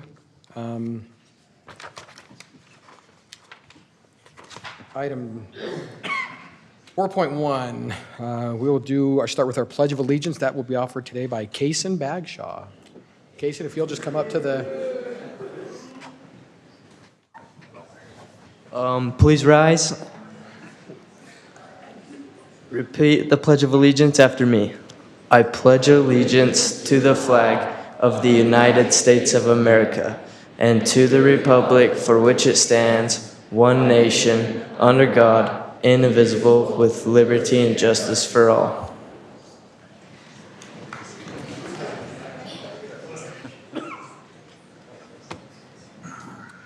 thank you, Kaysen. We appreciate that. I will say right here, too, we are going to, a couple of on the agenda, too. We'll wait for your Chief, we'll wait for you to say go on the 2 items. Okay. So 7.1 and 7.2, we will possibly, if we get there, we may have to bump those down the agenda. Just, we're on a couple of calls tonight, so. Okay, we'll go right into item 4.2 then, City Council comments and recognitions. I know we have 3 tonight we're discussing. So, Steve, do you want to start? Are you good to start with yours? Okay. Yeah. So, about a week ago, maybe 10 days ago. Microphone, Steve. Excuse me. I thought it was loud enough. About a week, 10 days ago, I saw a post on Facebook, and it said, "Shout out to the gentleman I see running almost every day along 6400 West or Butterfield Parkway. He waves, smiles, and says good morning to every single car that passes by him. There have been many rough mornings taking my kid to school when I see this man, and it is impossible not to smile and wave back. Such a small act of kindness he chooses to do that can have such a big impact on my day. Whoever you are, thank you." So that was the post. And it blew up. There were just comments after comment after comment. It was just unbelievable. And then I went back out and found, I don't know, 7, 8 months ago, somebody said the same thing. And there were hundreds of comments. It was unbelievable. So I started reading about this, and I think all these comments really touched my heart. I know several of the council members were talking about it, and they were just really touched and impressed by this. And so I just wanted to share a couple of the comments that people made. It actually, what a serendipitous thing to teach all these young people the impact they can have in the world with really small things. Here's some of the comments that were made. "We see him every morning, and we always talk about the joy he brings to us. You can see him actually mouth the words, 'Good morning,' as he waves to every single car that passes. He really does give a lot of joy with such a small, simple gesture." The next one, "He is the best part of our mornings too. His simple gestures are clearly making an impact on many." "Same. I was having such a bad morning, and he made it so much better." "We wave to him every morning as well. He is changing the world one wave at a time." "Yes, I actually took a video of him the other day so I can play it back on mornings I miss him." We see him all the time, and I have to say, he always has a fantastic smile and wave, saying good morning every time we see him. And to be honest, there have been some days that seeing him has turned a not-so-good day around. So thank you very much from the bottom of our hearts. I dropped my kids off more than once to school, and there I am, ugly crying on the way home because the morning sucked. He waves, and I want to jump out of the car and give him a hug. We've seen him too, and I love it. I've often thought how tired his arms must get waving to every car that drives by. He definitely brings a smile, and I love the name someone else gave him. From now on, he'll be Happy Guy. And then this from a lady by the name of Christy. This warms my heart. This is my husband, Jim. He runs 4 miles every day before work and often tells me how much he loves to wave to everyone that he comes across on his path. He feels as if he can put a smile on someone's face or brighten someone's day, even if it's only one person every day. That's what brings him the greatest joy. Jim is such a genuine and kind-hearted person, so it makes me happy as well to see the positive impact he has on those crossing his path each morning. It can be such a cruel and mean world out there sometimes, and I'm certain if any of us could remember how far something as simple as a friendly smile to a stranger can go, that all the world would be such a happier place. Well said, Christy.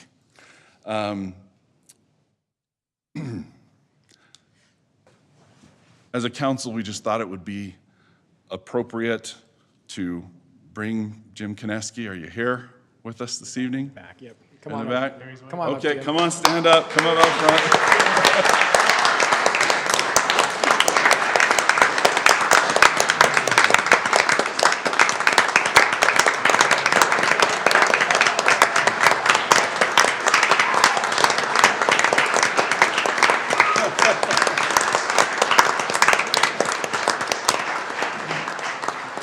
Leave us hanging. You got to come up and say a few words. It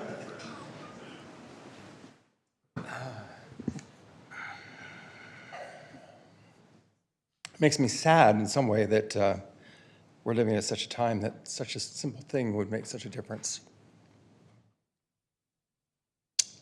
I go by a song that I think many of us are familiar with.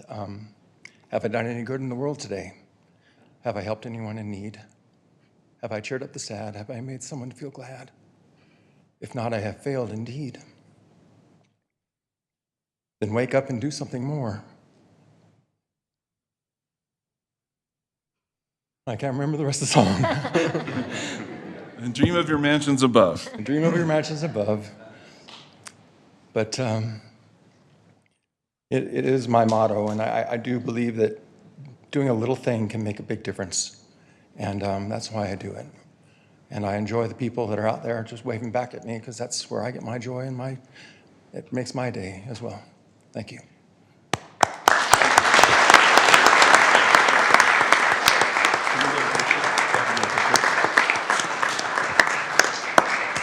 James, we're going to grab a picture with you if you don't mind. I tried to grab you before the applause, but it was... And then we want to know how you feel about the nickname Happy Guy.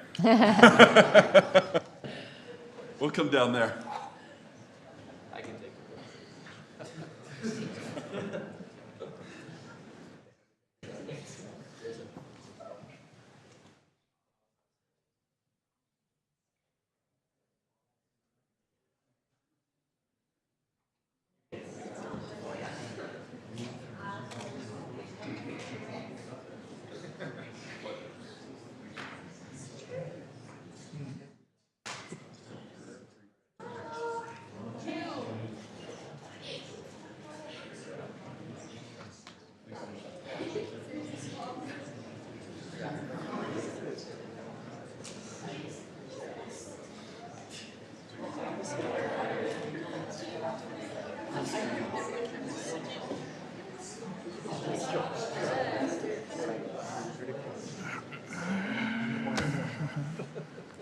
So you don't have to win a state championship to make a big impression in the world. But we like state champions too. It's probably a lot funner. Our next two recognitions, I thought it was really cool that the Harriman High Schools won, and I thought it was fitting that each high school won one, but back-to-back days too. Lacrosse the first day, and then Mountain Ridge lacrosse first day, and then Harriman soccer the second day, back-to-back state championships for Harriman High School. So thank you both for being here. We're going to turn time over to Councilman Henderson. Go ladies first. Oh, you want me to do that? I'll do lacrosse first. I'll do lacrosse. Okay, we're going to start with the Mountain Ridge High Girls Lacrosse. Let me pull up my notes here. A few notes about them. Like I said, they did one state championship this year, but I think there's more beyond that to these ladies. They were also region champions last year, so back-to-back region champions. Both years going undefeated in region play. This is the first sports state championship for Mountain Ridge High School, and that's unbelievable. That's amazing. They haven't released the state awards yet, but I'm sure they're coming. Anytime you win a state championship, there's going to be some state recognition, all-state awards coming. Those are not out yet, but all-region awards. This is just impressive how many all-region awards. And I'm sorry if I butcher your name. Please correct me if I say your names wrong. All-region awards. First team all-region attack, Morgan Mackey. First team all-region attack, Emery Clark. First team all-region midfield. Yes, please stand. That's great. First team all-region midfield, Paige Runia.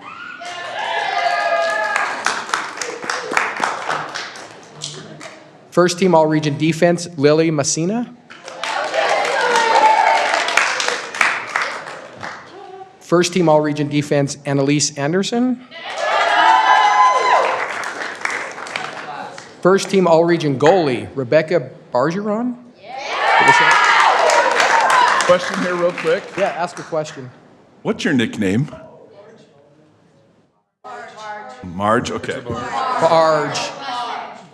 I love That's it. what I thought. I love it. I love that. I love that nickname. And on top of her all-region for midfield, all-region MVP was Paige Rooney as well. So, Coach Angela Mon, is Angela here? Stand up. It's Russia now. What's that? It's Russia. Russia now. I might get in trouble by my husband. She was named the Coach of the Year in 2021. So congratulations as well. They have two players who were on the World Cup team this year, Emery Clark and Rebecca Bargeron. They were on the World Cup team this year. That's amazing. And just released today, we were informed just released today, Rebecca Barge was All-American and Academic All-American, both. So congratulations.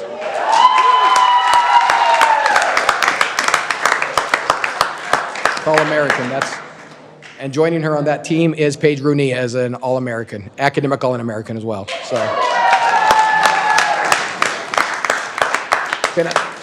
I'd love to do a standing applause for these ladies for their state championship as well. So, congratulations.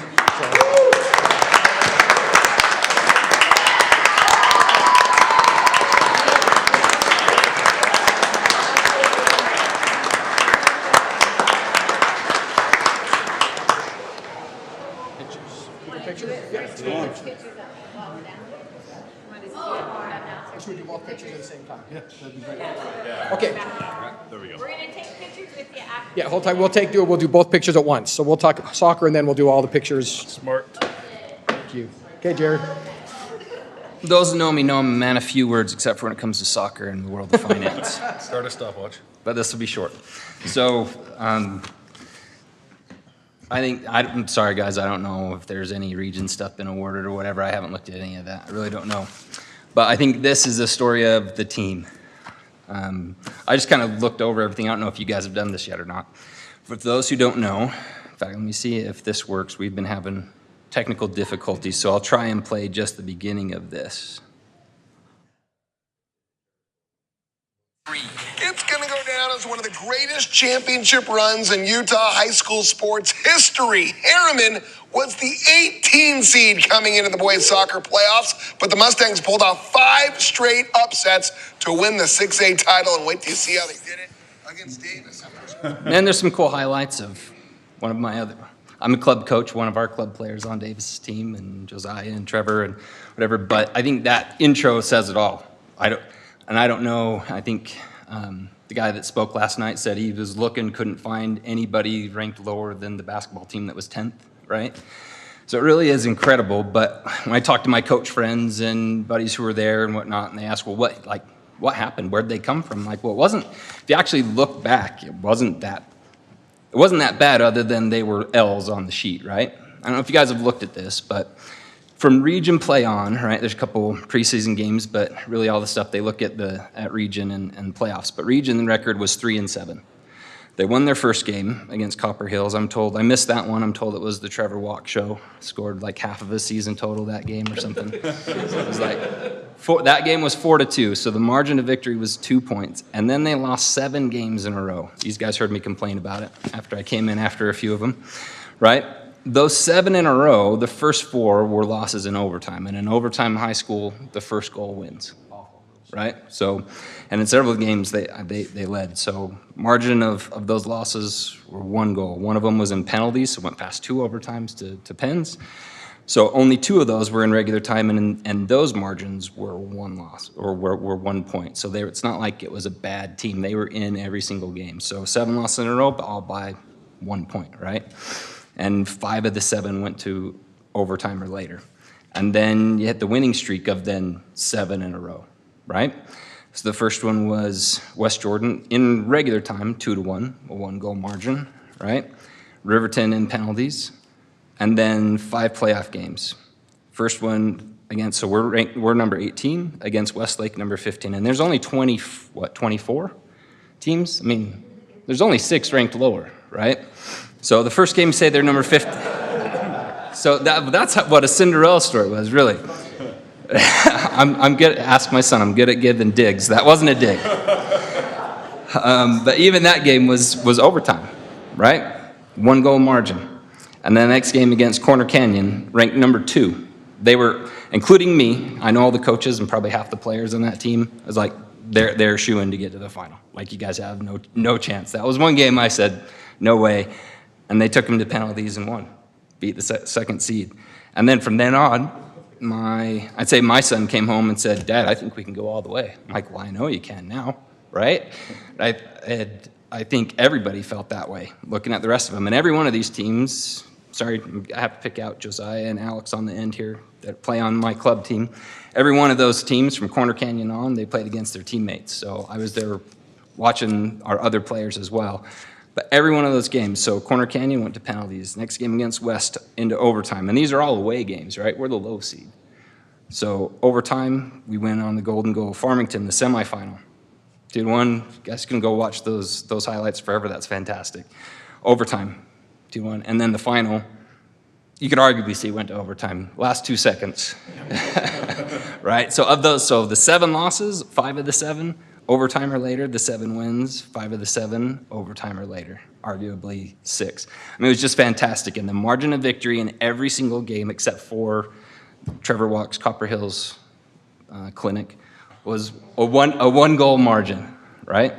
So that's like, to say that it's such an underdog story, like they're a good team. Semifinals last year, lost in overtime, right? In the semifinals, most of the same team coming back. You could say new coach, but on the coaching staff forever, like the team's been around and they're right there and they just figured it out at the right time. So congratulations, guys. Great team story. It was fun to watch you guys kind of figure it out on the field at the right time, right? The right guy, the right players on the field at the right time, the right rotation, the guys coming in. It was really fun to watch. Congrats.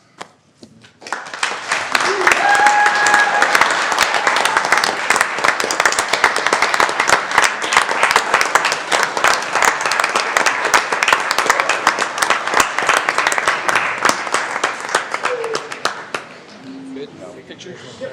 Picture? All right, now you all get to come up and take a picture. Ladies first.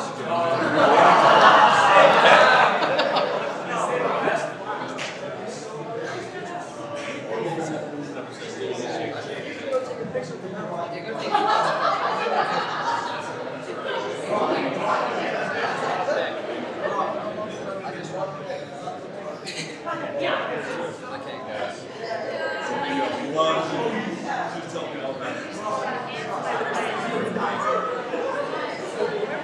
told me if I have a good authority, you're out.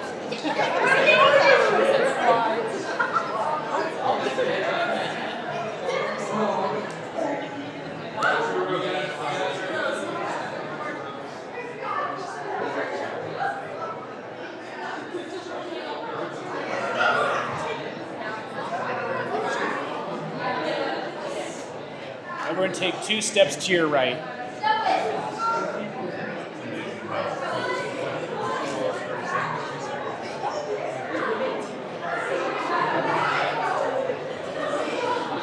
All right, everybody look here.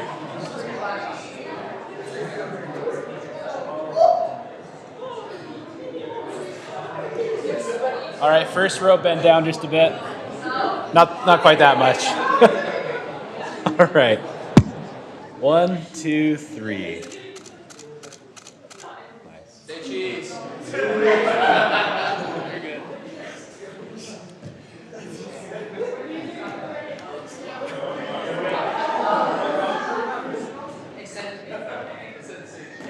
We're good? Thanks.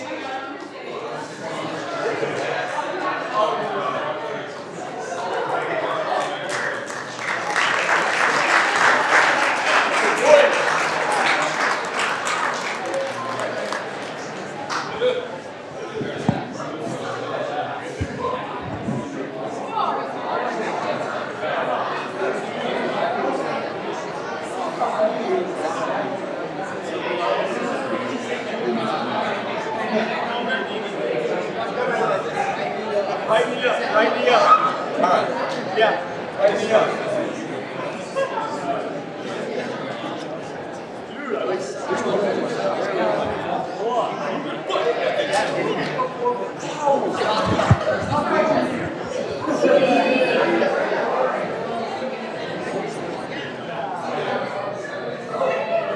All right, everybody look here.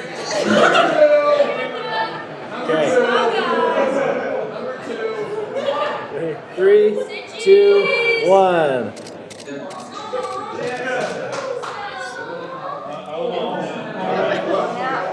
I'm too close.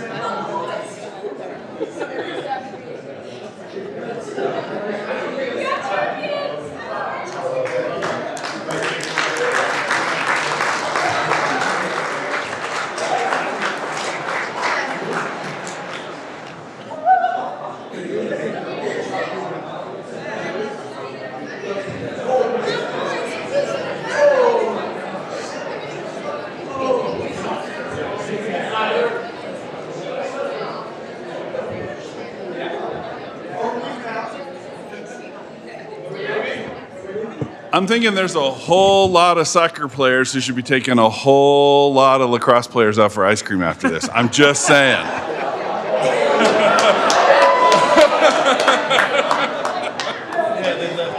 Wow, look at that opportunity.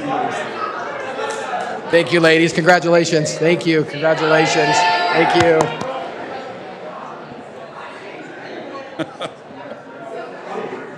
That was so fun. Thank you. Thank Good you. night, guys. That's my favorite part of the meeting.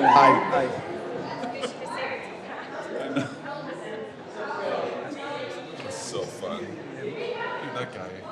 What a cool guy. I'll say this as Jared's coming back in, but I know this takes some time, but I love that we do this. I think Yeah, me too. this is The just best part of our absolutely the meetings. highlight. Way funner than budget and zoning discussions, Yeah. right? I Can we wait make a for Jared, or motion should to adjourn the meeting. No. I think he's going to be a few minutes. Okay, can we move on? yeah. Jackie, can we? We've got him. Okay. I've got some comments as well. Okay, other comments or recognitions? Sure, do you have something or no? Yeah. So I just want to, the first farmer's market was on Monday, and it was amazing. There was at least a couple thousand people there that came out, and the city staff and events department who have put that partnership together has been amazing. A couple of other recognitions we had come up. I was late to the last meeting, so we had graduations, we had Memorial Day, we had the breakfast, we had this cemetery celebration. All those things that the city staff did were amazing on that aspect, and the volunteership that we had. A lot of people came out that were able to share with the veterans on that day, and the national anthem and the singer they put together was just amazing. So appreciate it there. So. I just wanted to give a huge shout out to our rodeo committee and staff for helping out with the rodeo. That is such a really fun event. I almost said something bad.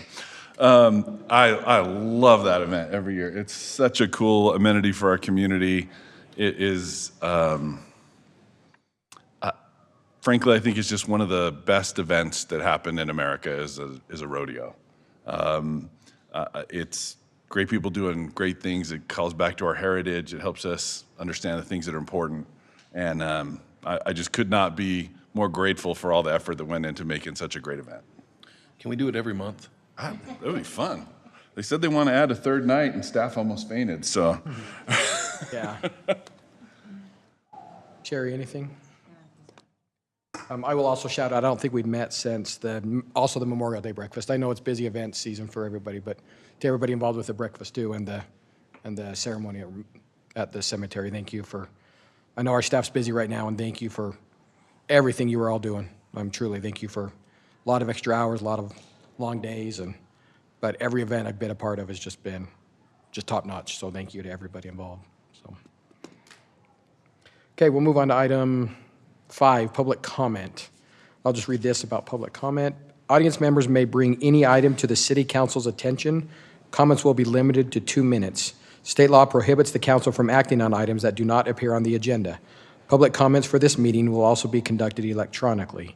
Any person interested in addressing the council may submit a comment by emailing recorder@harriman.org or by visiting harriman.org/agendasandminutes, where there is a link to fill out an online public comment form. Your statement will be incorporated into the public record. So with that, I'll open it up to public comment at this time.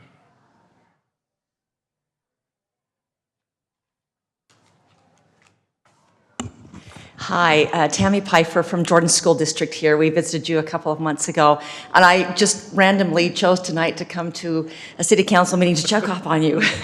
No, to see, kind of how things were going. And I'm a little speechless, actually, and had not anticipated getting up and speaking to you. But first of all, thank you for supporting our student athletes in Jordan School District. It's much appreciated. But also thank you for your commendations. And I have forgotten his name, happy guy, but he made me very happy tonight. And what a great thing for you to do. This is community government at its best. I mean, there's lots and lots of good things that you do, but things like this where you are highlighting people like that who make a difference in our community. I got choked up. Anyway, I just wanted to thank you for that, and thank you again for supporting our student athletes. I picked a good night to come. If your meetings are always going to make me cry, maybe I'll come more often. It was a happy cry. So anyway, thanks for all that you do. Appreciate it, Tammy. Thank you for being here. Usually the meetings make us cry. Right. Probably not the same way. Not the happy kind. Not happy tears. Okay, with that, we will move on to item 6, City Council Board and Committee reports. You didn't wait long enough.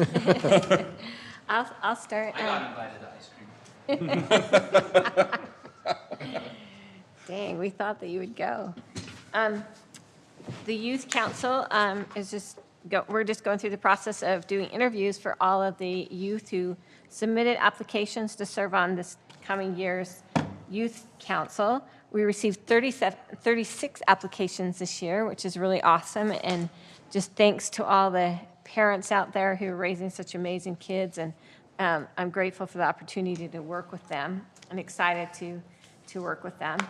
And then I just came from our Jordan Valley Water Conservancy District Board. And just a couple things there.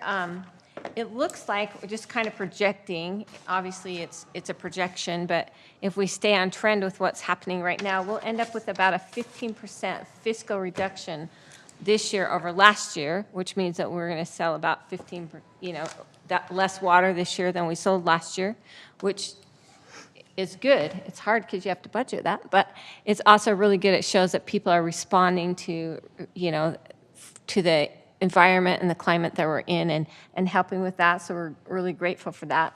We also had a really interesting chart that showed the response to rain events last year and this year.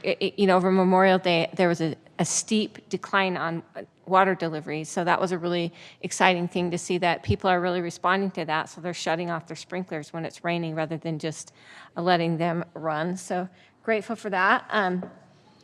There was a study that's kind of averaged over the last 2 to 3 years on the whole statewide average.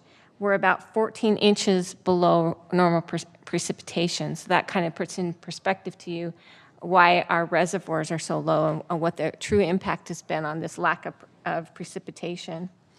Just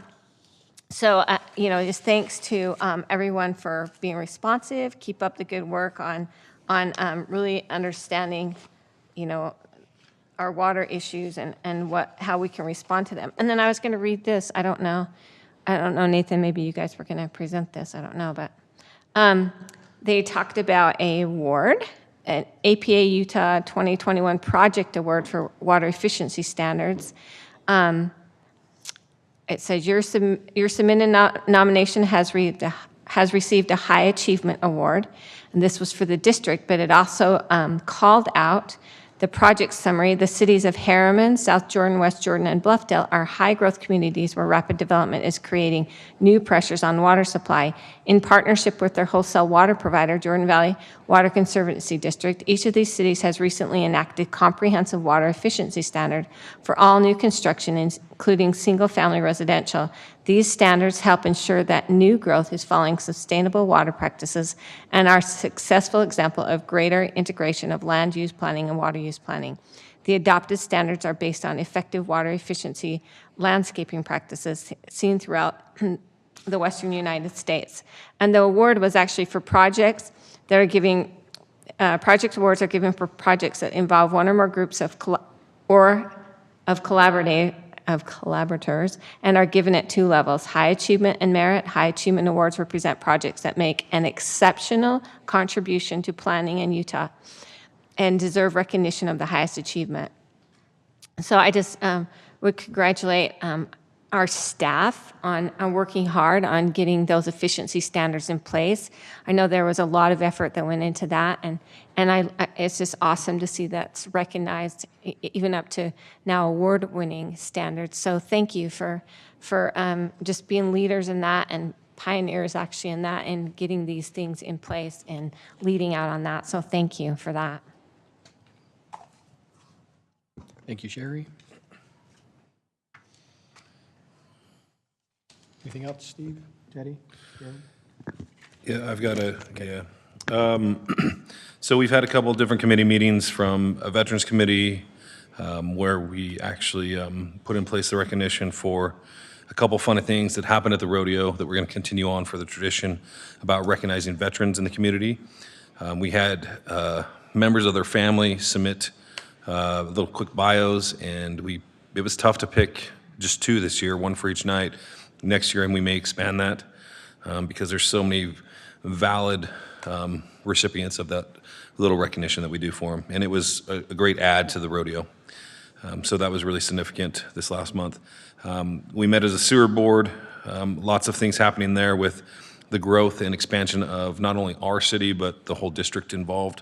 We have lots of moving parts. We're updating our budget, we're updating our employee documents, we're updating all our SOPs, so a lot of that is going on with the sewer board.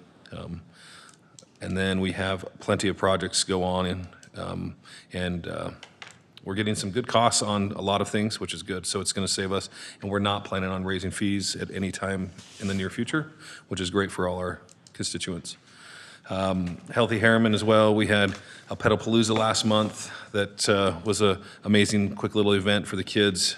Fire and police were out there. It was always a great little event. And we're looking forward to a fall health fair event coming up in the fall. So that's my committee reports. Thank you. You heard nothing, right, you said?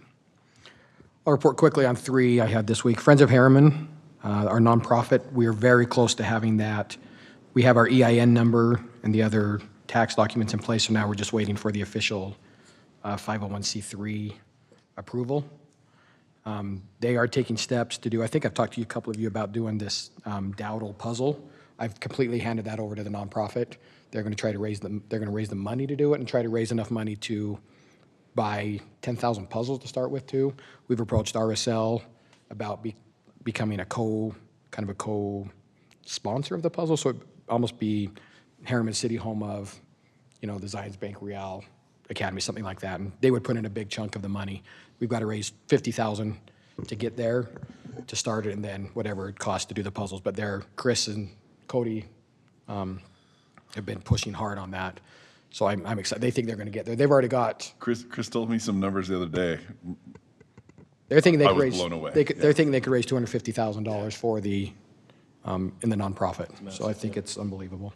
So they're doing strong work. I anticipate needing to do some changes within our committees to pull under that once that's official, but we're keeping an eye on that. We had LPC on Monday. Not really a lot of significance right now, just a lot of the items they're looking at, including some court issues, looking at transfer, taking on, it was all over my head, Todd, I know it was, but just some changes that kind of it felt a little leaning towards the state taking over more and more, so I think what we've talked about with our court, I think we're heading in the right direction with that.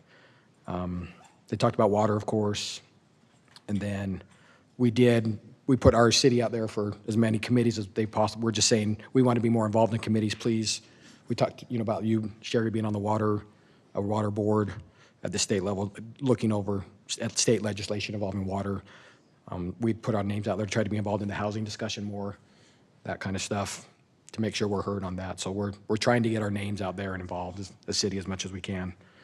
And then we had TRCC. I had my first TRCC onboarding meeting.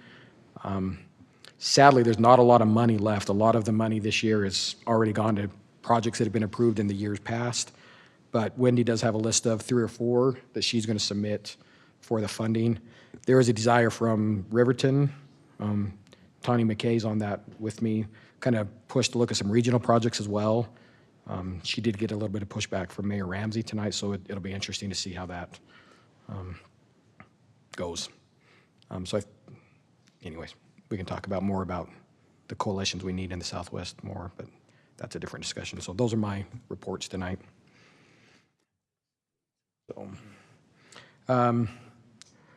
So we will move on. We're going to go ahead and move on with 7.1 and 7.2 at this time. We don't think Ryan's going to come, so we'll still move ahead and do that. But we'll do 7.1, Utah Highway Safety Office DUI Award for the HPD Traffic Unit, BA.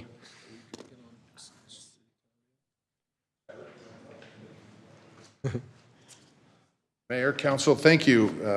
I invited Officer Zobel up because really this award has a lot to do with his work, and that's what we wanted to talk about a little bit tonight. We recently, Skylar was recognized by the Utah Highway Safety Council for our partnership with the Utah Highway Safety Council, specifically for our DUI enforcement. During the first 3.5 years that we've been a police department, we've received approximately $80,000 in grant funding from the Utah Highway Safety Council. That funding pays for equipment and overtime. The overtime is specific to DUI enforcement, crosswalk safety, distracted driving, seatbelt violations. Skylar has focused on all of those areas, but he's focused a lot of his attention on DUI enforcement. In the last 2.5 years, Skylar has worked 147 extra shifts. He has made 64 DUI arrests during that time, which is many, many, many, many more than were done 3.5, 4 years ago in our jurisdiction. 64 times. Those numbers have gone way up. In the last 6 months, we've seen a little bit of a decline in that. Hopefully that's because we've been, and Skylar has been very proactive in that enforcement, and we're starting to maybe get a hold of that and take care of that problem. Skylar really has been a driving force in keeping our community, our citizens, and our roads safe. He has recently been recruited away from us and will be leaving Harriman PD, albeit for an opportunity that he simply couldn't pass up. And we're going to miss him. He's a great asset and has been a great asset to our department. But I wanted to take a minute to thank him and thank him in front of the council and the mayor for his hard work and his effort and being a driving force in doing this and showing us the way so we can continue this project. And the Highway Safety Council came out a couple weeks ago and met with us and presented this award to the department, and specifically wanted to point out Officer Zobel for his actions. He has set the bar pretty high for not just our agency, but for all the other agencies in the valley when it comes to DUI enforcement and making good use of that grant funding. So thanks, Skylar.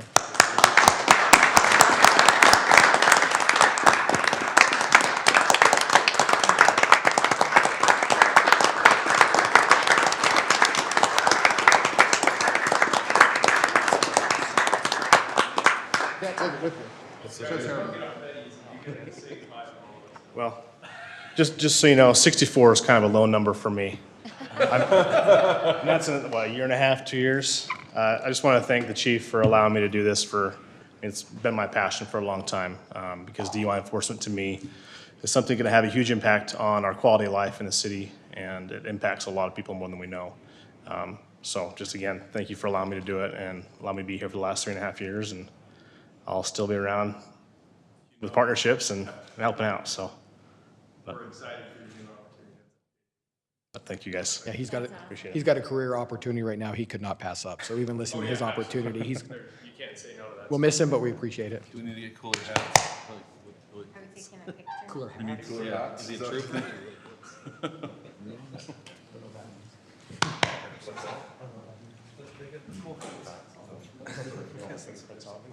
Right. That's good practice. You'll leave us your fingerprints. Is that what we're doing? Yep. We need cooler hats. Yeah, well, it's.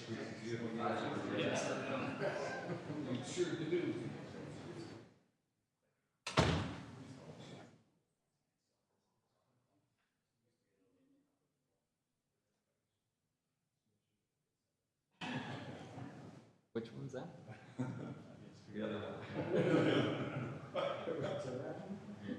All right, 1, 2, 3. All right.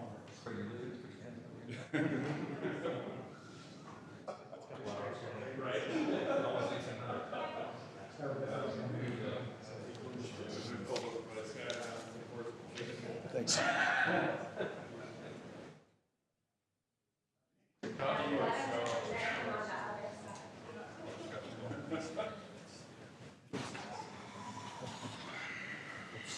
That's cool. That's a lot of extra shifts.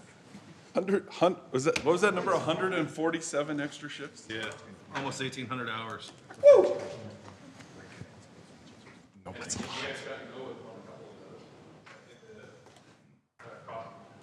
Yeah. Yep.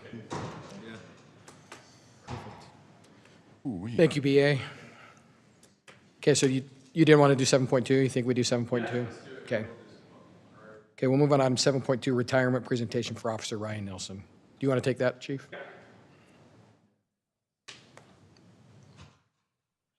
And by the way, I'd like to mention that Skylar that's our second recruitment away from the department in 4 years, which is a big deal. Both of those went back to a much greater opportunity that they had where they came from. So the recruitment process is active everywhere. This is about Ryan Nielsen, and he's an SRO that a lot of you know. He's at Copper Mountain, and he got 20 years and retired. And those are all, we're very happy when that happens. And I'm extremely excited for Ryan. He is gone now. He left June 1st. He made a deal with his wife. 30 days, don't talk to me. I'm not mowing the lawn. I'm not doing anything. So Ryan is officially off 30 days. And then he'll, I'm sure, start his honey-do list. But a whole new chapter in his life where law enforcement looks to the day that they can retire, and Ryan made it. So very, very happy for him. Appreciate it. Yeah. And a lot of the kids will be sad because Ryan won't be at school. He was one of those guys at school that really did connect with the kids. I can attest to that. My wife that was here is a hall monitor at the middle school and works with him every single day, and she can't say enough good things about him. And is really bummed that he's leaving. Just a great guy. So that'll leave us a hole in the SRO program that we'll need to fill. So, thank you. Please give him our appreciation. Like I said, I feel bad he's not here, but please. Well, I will in 22 days. 22 days. Don't bug him until then. Yeah, I'm off limits too. He can replay this. Yeah, I saw him on Saturday night, and that was the first time he left his house, I think, yeah. I think he showered too, so maybe that's good. Appreciate it. Thank you, Chief. Okay, move on to item 8.1, consent agenda. Look for approval or comments on that. Make a motion to approve the consent agenda as written. Second. Motion by Sherry, second by Jared. Steve? Yes. Sherry? Yes. Teddy? Yes. Jared? Yes. How about yes? Move on to item 9.1, discussion and consideration of an ordinance authorizing a zoning map amendment for property located at 5077 West, 12560 South, from A143 to C2. Clint? It's always tough standing up after all the recognitions. You know, I don't know of a rezone that's ever gotten a standing ovation or anything like that. So We'll clap for you. we'll try to make this exciting. So this is something that has been in the wheelhouse for a while. It's a rezone for an auto mall owned property here at the corner of 126th and Harriman Main Street. And so it's this highlighted property. It's approximately 2.02 acres. It includes a few parcels there, as you can see. The current zone right now is A143, currently the A1 zone, or formerly the A1 zone. So the proposal, so this is the general plan that's shown here. The proposal is to rezone this from the A143 zone to the C2 zone. So it's a commercial zone, follows what the general plan intends for the property. And in concert with this, we have received another application for the garden plot to the north of that to also be rezoned to the same zone, the C2 zone. And we're working with the Auto Mall Group on some other issues as well. So in terms of compliance, these are the items that we look at in terms of review, and we feel that this zoning rezone application does comply with those requirements. The Planning Commission did recommend approval 6-0. So if there's any questions I can answer on that one, I'd be glad to. Or if you want to stand and clap, that would be fine too. The only question I kind of had was, why didn't we just do it all at the same time? Rather than 2 acre and then. This was submitted quite some time back. It's already been through the process, so that's why they're running it 2 separate pieces. Right. They had a different proposal for the garden, for the other piece to the north. Yeah. That, of course, kind of went sideways, and so this is. Just timing. They wanted to move this application forward, so. I think this has all been in the plan, so I think we're good. Look for a motion then.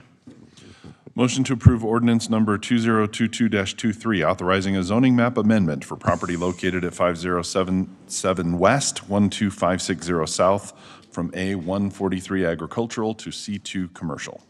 Motion by Steve. Second. Second by Sherry. Jared? Yes. Teddy? Yes. Sherry? Yes. Steve? Yes. And I'll vote yes. That motion carries. 9.2, discussion and consideration of an ordinance amending Title 10 of the Harriman City Code relating to the adoption of the M2 zone. Okay. So as the city continues to grow, there are new uses and new needs to consider within the city, and this is kind of a reflection of that. Currently, we have 2 manufacturing zones, the TM zone and the M1 zone. This is the kind of the timeline of where this process has been. So what this application includes, and it's city-driven, is to look at all of our manufacturing zones, the M1, TM, and then introduce an M2 zone, which would lend itself more to heavy types of industrial uses, typical in other cities as well. And then looking at all the uses, there's been some conflicting uses in the M1 zone where we allow like a gymnastics type of learning center next to a potential bar or tavern or something like that. So making sure that the uses in those zones are compatible. We've spent the last,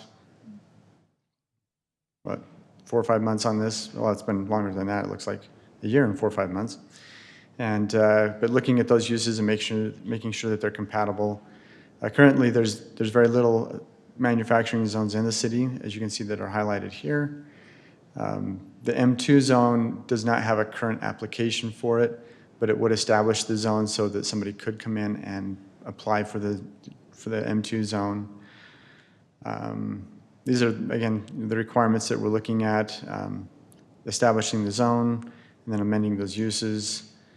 You can see some of the standards for the M2 zone, very similar to the M1 zone.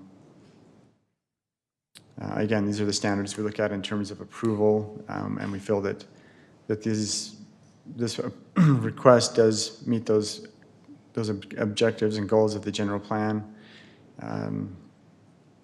And then it provides, just provides some additional opportunities for different types of uses again.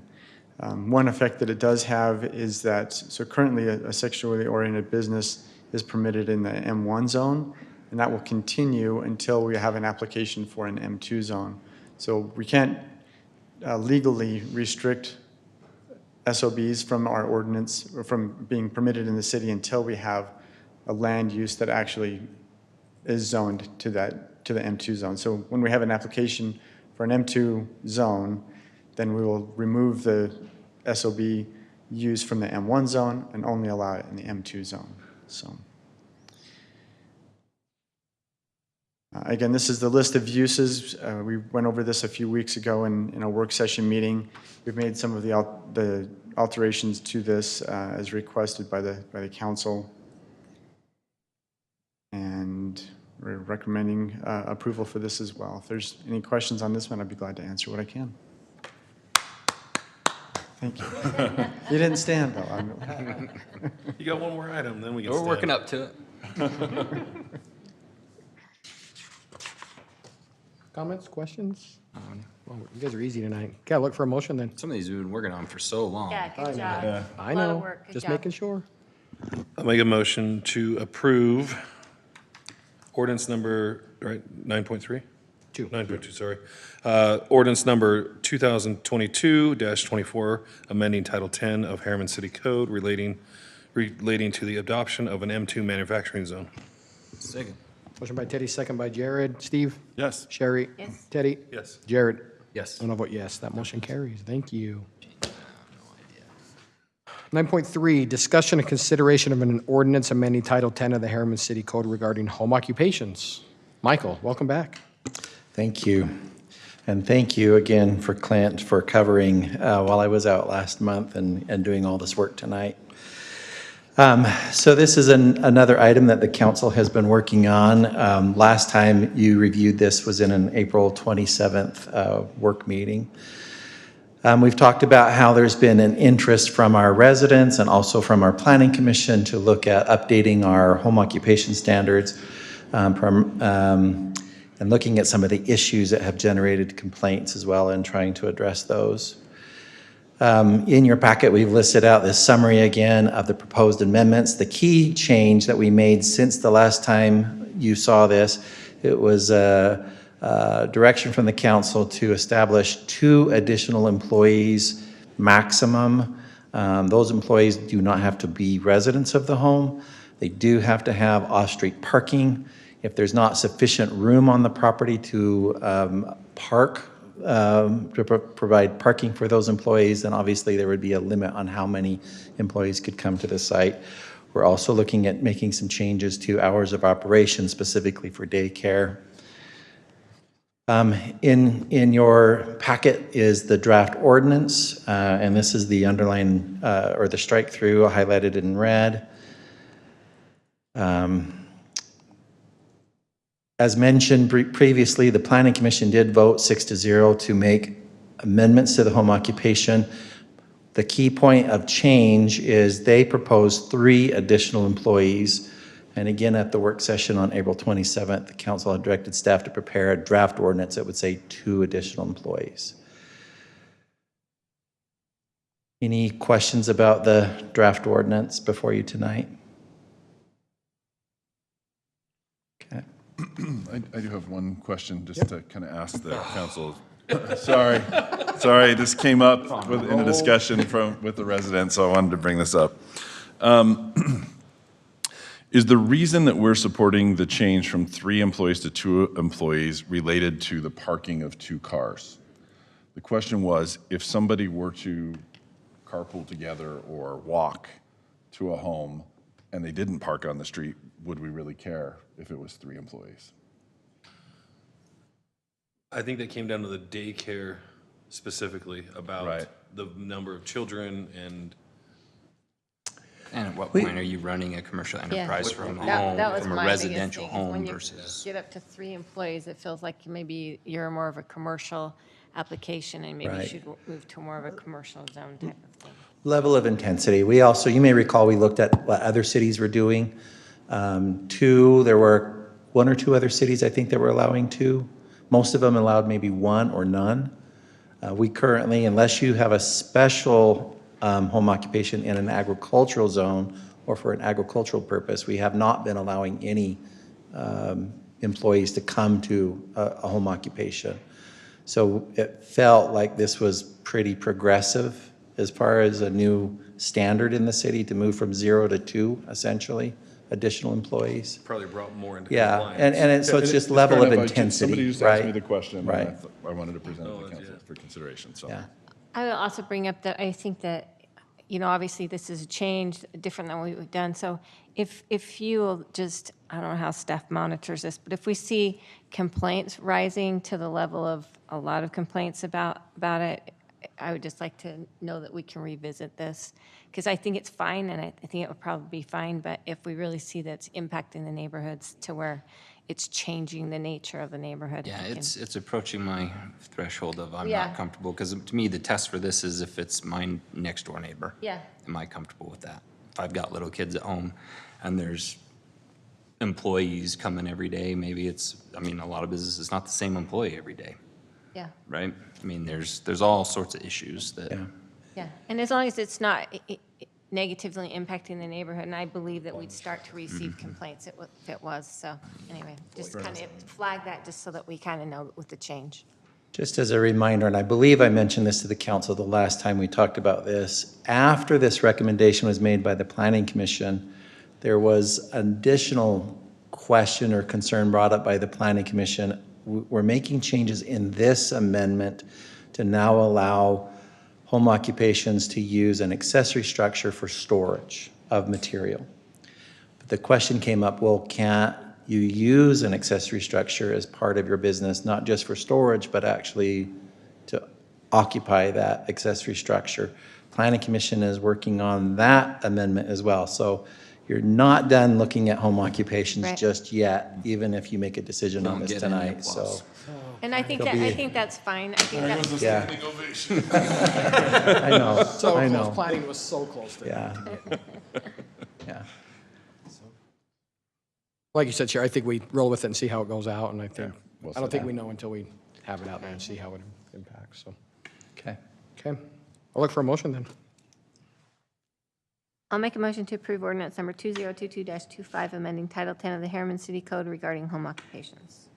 Second. Motion by Sherry, second by Steve. Jared? Yes. Teddy? Yes. Sherry? Yes. Steve? Yes. And I'll vote yes. Thank you. Thank you, Michael. 9.4, discussion and consideration of an ordinance amending the general plan land use map from commercial to light industrial park, business park for 13.66 acres of property at Probation is still a possibility. 15880 South Redwood Road. We're going for the fence here, so we'll see. And it's great to have Mike back. Yeah, for me, certainly. So this is another rezone that we talked about. It's been in the works since February of this year. went to Planning Commission and did receive recommendation of approval in a little different way than we're moving forward tonight, though. So the property we're talking about is the Rockwell Landing down in the southeast corner of the property. We'll talk about this a little bit later tonight in the general plan discussion as well, with the draft general plan anyways, that's being addressed. This is a current zoning map. So this is, obviously it's an A1 zone, agricultural zone. What we're looking at in this application, or in this request right now, is the general plan. Currently, this lot, or this property you can see highlighted, it's currently split right now in our general plan as light industrial and commercial. And what the applicant is requesting is that this parcel 3 and a part of parcel 2, that all be included into the light industrial business park general plan allocation, land allocation. So as this went to, oh, okay. This is kind of a highlight. This, looking at the draft general plan, this is what it currently shows now. We do have an update for you tonight on that when we get back into the work session meeting, and we'll discuss that a little bit later. But the draft general plan is showing as a commercial, and that will obviously be changed with the council's recommendation on this tonight.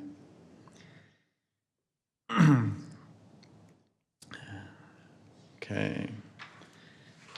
So this, the background information, this is basically just extending Rockwell Landing, allowing for a rezone to the M1 zone so that they can do some more of the kind of the stand-up, can't remember the name of the use anymore, but tilt-up, yeah, these type of uses in the M1 zone. Again, these are the criteria that we're looking at. As this went to Planning Commission, as was mentioned before, when the Planning Commission saw this, they weren't, there's always a consideration for retaining commercial property in the city. They didn't want to lose and make a property inviable in terms of developing commercially. So they kind of drew a line on the map and said, this is where we feel like, you know, this line is parallel to Redwood Road. We feel like this is appropriate. That kind of put a burden on the property owner and the applicant for this to develop their property in the way that they felt, you know, that they desired it to be developed, and then they'd have to be they'd have to work with the other applicant, with the other property owner, to make sure that, you know, everything coincided in terms of site plans and how their C2 development would affect the other C2 development. So when this came back to the council, when we looked at it a few weeks ago, we decided that what the applicant had proposed was probably the best way forward, which is what we're recommending. This is a site concept plan for what they're proposing. Again, this is conceptual. This will be worked with a little bit more down the road as we get through the rezone and then the site plan application as well. With that being said, that's the recommendation before you tonight, is for this general plan change. So if there's any questions on that, I'd be glad to answer them.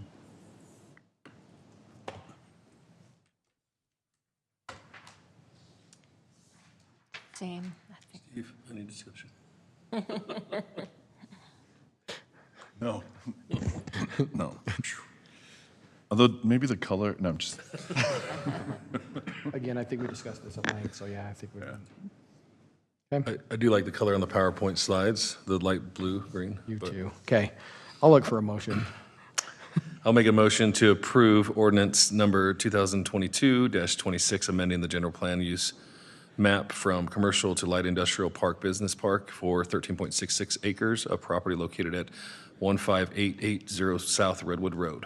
Motion by Teddy. Second. Second by Steve. Steve? Yes. Sherry? Yes. Teddy? Yes. Jared? Yes. And I'll vote yes. The motion carries. 9.5, discussion and consideration of an ordinance authorizing a zoning map amendment now for the same property. Okay, so I'm going to go through this really quick again.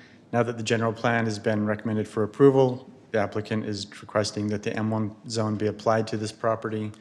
The M1 zone does comply with the light industrial general plan, so it is it's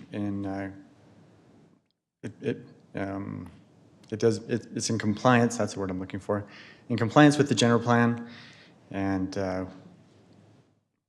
the Planning Commission recommended approval on this, and their approval was based on that the zoning just matched what the general plan was, what the city council decided on the general plan. So with your consideration for the general plan, this does match what the applicants requested and what the planning commission has also recommended. Simple request again, so. Okay, thank you, Clint. I'll look for a motion on this one as well. Motion to approve ordinance number 2022-27, authorizing a zoning map amendment for 25.33 acres of property located at 15790 South Rockwell Park Lane from A143 agricultural to M1 manufacturing. Second? Motion by Steve, second by Sherry. Jared? Yes. Teddy? Yes. Sherry? Yes. And Steve? Yes. I'll vote yes, that motion carries as well. 9.6, discussion and consideration of an ordinance to adopt the final budget for the fiscal year beginning July 1st, 2022 and ending June 30th, 2024. Alan? Thanks, you guys. Okay, first of all, we have 3 items that we actually approve when we approve the budget. The first one is our tax rate. And the state still has not got our tax rates. They are late. They are past their statutory date that they're supposed to have them. They don't have them. We're supposed to approve them with our budgets. So in talking with the state and talking with the county today, recommendation of Jackie is that we approve the rate that the state approves. And if that comes back at a rate that we don't like, we'll come back and approve a new rate. So, but we are not anticipating any rate increase here. We're anticipating the same rate we had last year. So the only calculation that's being done is how it affects our new growth. Okay, so what we got last year should be the same thing we get this year, but it's adjusted by the number of new homes and so forth. So we've had to kind of make an end run to what we're supposed to do, but, you know, they're late getting the numbers out this year again. I think this is Normal. about half the years I've done it, they've been late. But we've always got them in time for this meeting, and we did not get them this year in time. So we will be approving them based on what the state may provide to us when they get done. So the only thing we might have issue with is they are actually separating the fire department and the city this year for us rather than us having to come up with the rate. So, and I think that's part of why they're late on ours is they're having a hard time figuring that out. And so, you know, we've got them working on that. The next item that we have, and John's gone, but we'll come back to it, okay? Then we have the, I just emailed it to him not too long ago. Okay, so the second item we have to do is we approve with our budget our master fee schedule. And most of the master fee schedule has stayed the same. There's a few things that we wanted to point out. First of all, the planning department has been going through trying to evaluate all of our planning fees in relation to other cities and so forth.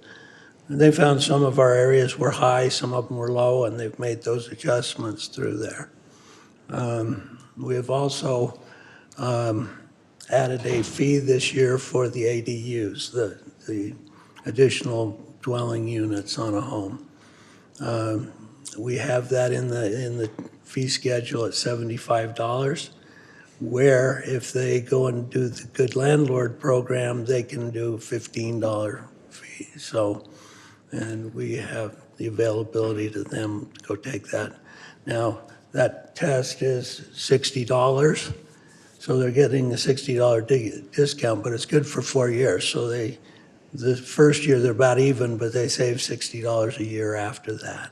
So we also will be looking at a 2% increase in our water fee. which is based on the study we had done 3 years ago. This is the last year of the study. We'll have to have a new one done. 2% is probably not fully adequate based on what we're seeing right now, but that is what we have justified by the study that we have right now. So I just want to run through these real quick. There's not a lot to, but we have some that are going up, some that are going down, and we've added a few new fees as well. But you know, for instance, home occupation with customers has gone up, but home occupation with no customers is going down. Exotic pets is going down, but changes in existing uses are going up. Now, these have all been highly vetted by our planning staff, not only by what time it's taking our people internally to do these things, but also comparing them with what other cities are doing. This has been quite a project that's gone through, and I look at the numbers that have come through, and the data that backs them up is pretty substantial, and we can make that available to you if you have any questions on this. Some of the things that we see as we go through this, though, is that, you know, we have a combination of things where there's 2 or 3 activities on the same thing. Well, instead of having one large fee, it's broken up by whatever they do in the pieces that go along. I have a question on, back up one. What's that? I have a question, on the site plan fee. That's a huge jump from $35 to $800. Yeah. Would you like to respond? So currently, so say that there was a Taco Bell at the Anthem that just recently went in. So anything that is over 1 acre is considered a conditional use, and they are subject to the site plan or to a larger fee. So I think it's $1,000 plus $10 per acre or something like that. Because Taco Bell is a lesser fee, it doesn't go to Planning Commission. It's not a conditional use, but it goes through the same review process. It takes up the same amount of staff time. So instead of paying the $1,050 for the review, just for an additional Planning Commission, they're paying $35. So that's the discrepancy there. But it's still taking the staff time to do it. Oh, it's taking. So we're it's losing taking money an every equal- time that application comes through currently. The only savings for staff there would be that we don't have to prepare a staff or a Planning Commission report. Okay. Thank you. Okay. One of the items that, well, again, these are all new fees we're looking at right here. Site plan with an MDA, site plan with a subdivision, site plan with a conditional use permit, special exceptions. So when we look at some of the things that, where's the, let's see what I'm looking for.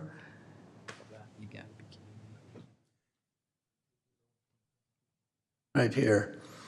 You see here on the general plan amendment, in the past, we've had large fees, considerably larger than anyone else has. Our general amendment fees range from $3,000 to $31,000. When we see our neighboring cities being in the $800, $900, or $1,000, they didn't have anything in the $31,000. But so that fee was reduced down to $1,250, but we added 3 additional fees so that if additional things were done in the project, like doing a master plan agreement, there's an additional fee for that, so that we add the things that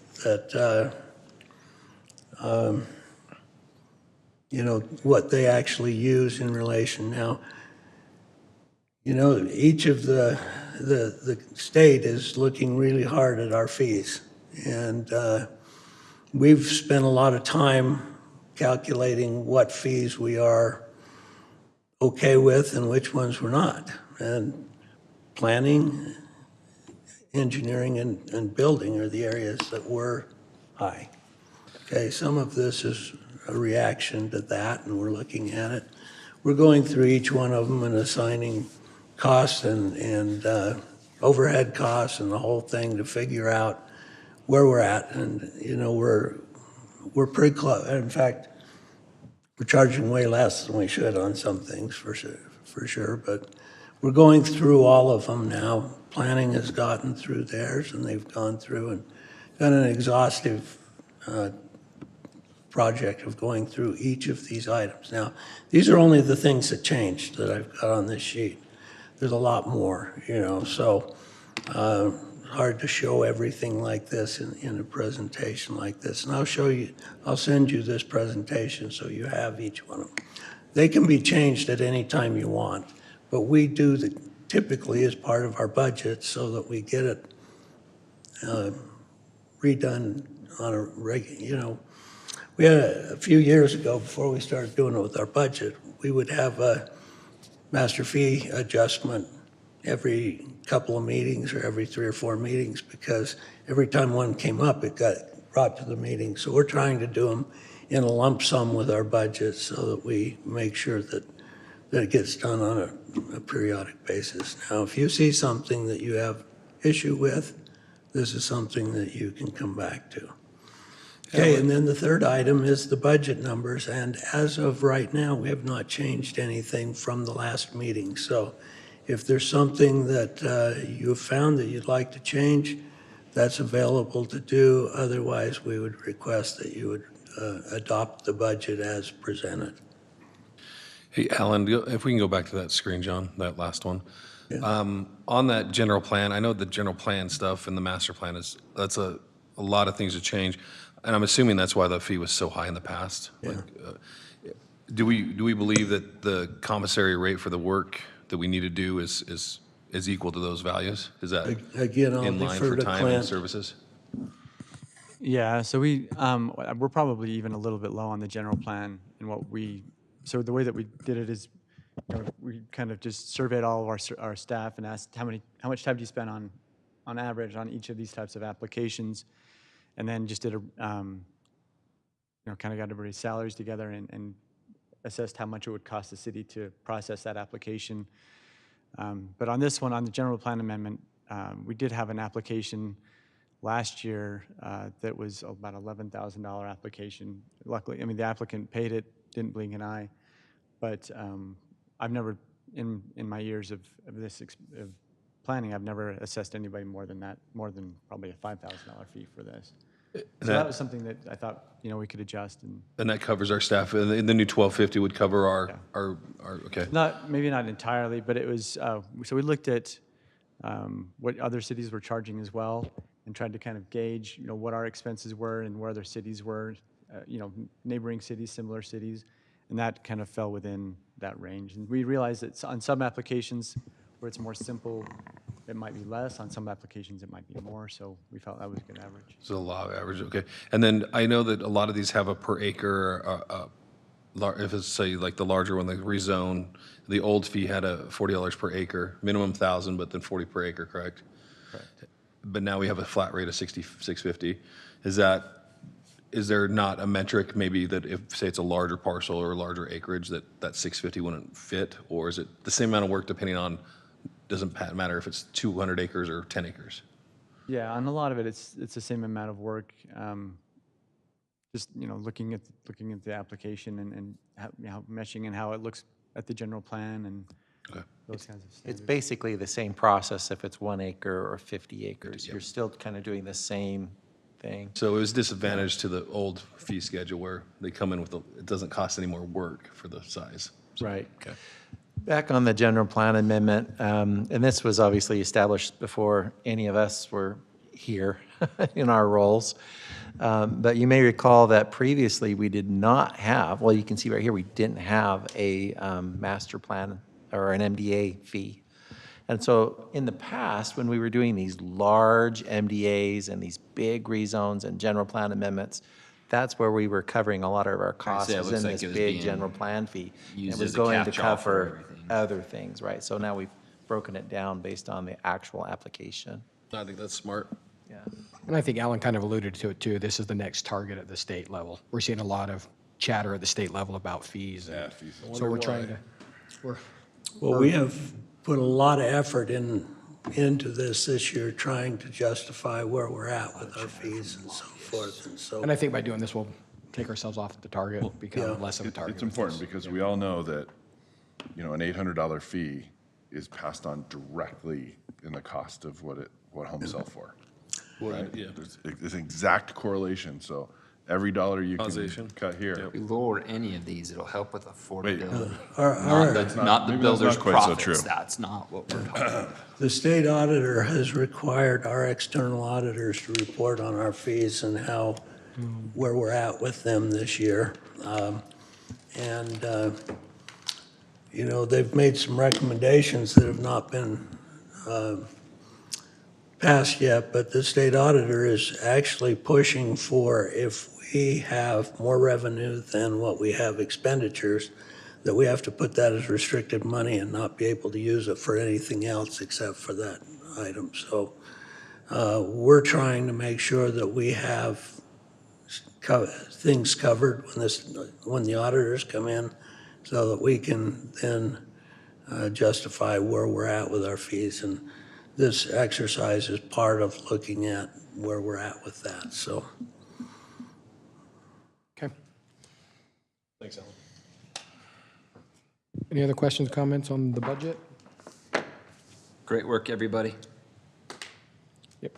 Thank you. Hurrah. Okay. Appreciate all your work, Alan. I like the 2-year thing. We don't have to deal with this next year. And I love the education though too, because By the way, I didn't get any comment on the color on mine. Oh, yeah, exactly. white's a color. Yeah. Very classic. Okay, I'll look for a motion then. Motion to approve ordinance number, am I on the right one?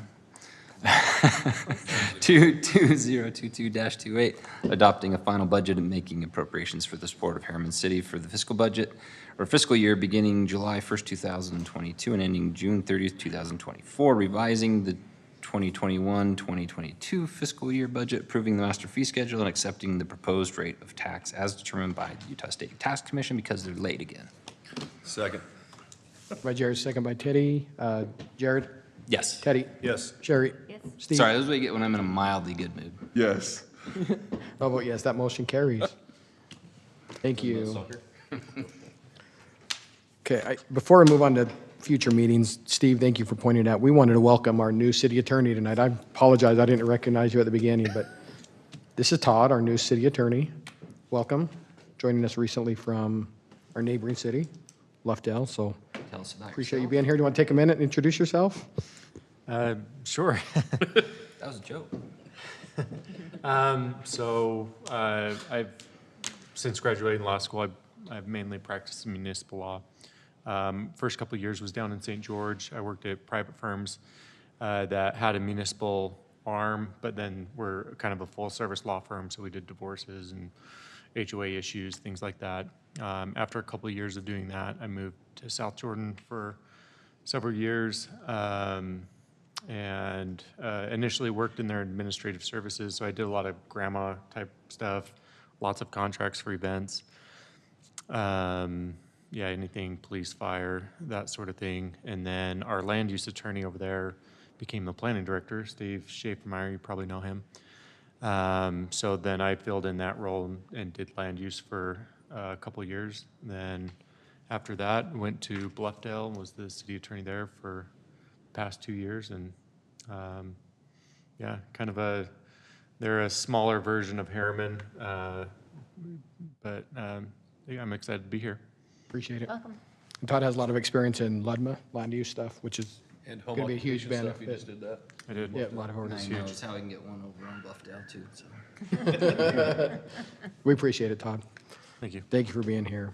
Okay, future meetings. June 16th, Planning Commission meeting, 7 o'clock. June 22nd, City Council meeting. Nope, we are actually canceling that, correct? Cancel the 22nd? Can we have a special meeting? We could That's have up a to s- council. We will need to do a special meeting for some auto mall related items. We can't set that date yet because we're still waiting on a few documents to be completed and approved, but it will likely be during that week sometime, and we'll try to keep it either to just that item, although we may have to approve a tax rate from the state at that meeting, but it would be a very limited meeting for that. And this would be to approve the participation agreements, which have the July 1, or the June 30 Thank you, Tammy. deadline from the state. Okay, so to be determined on that. And June 29th, joint city council planning commission meeting. Events coming up Monday and every Monday for the next foreseeable future. Hungry Harriman out front and Farmers Market out front here. And of course, coming up 20th through 25th, Harriman Town Days at Butterfield Park. And then There's also the Warriors Rugby coming up on that first weekend in July. July 2nd. July 2nd that we sponsored, so we'll have a fan fest out there and a lot of fun activities that whole week.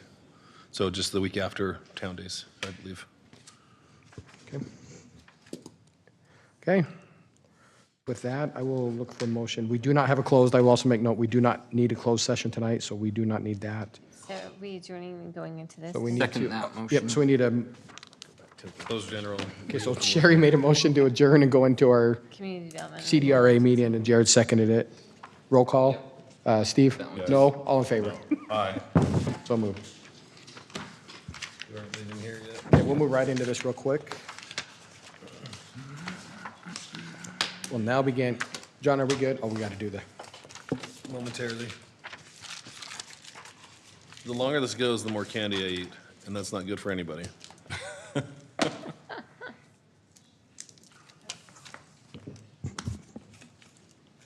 What are we waiting for? Okay, we're good now? Communications, that's the technology. Okay. We'll now begin our Community Development and Renewal Agency meeting. Look for a motion to review and outline the finalization process to approve the minutes of June of tonight. Look for a motion.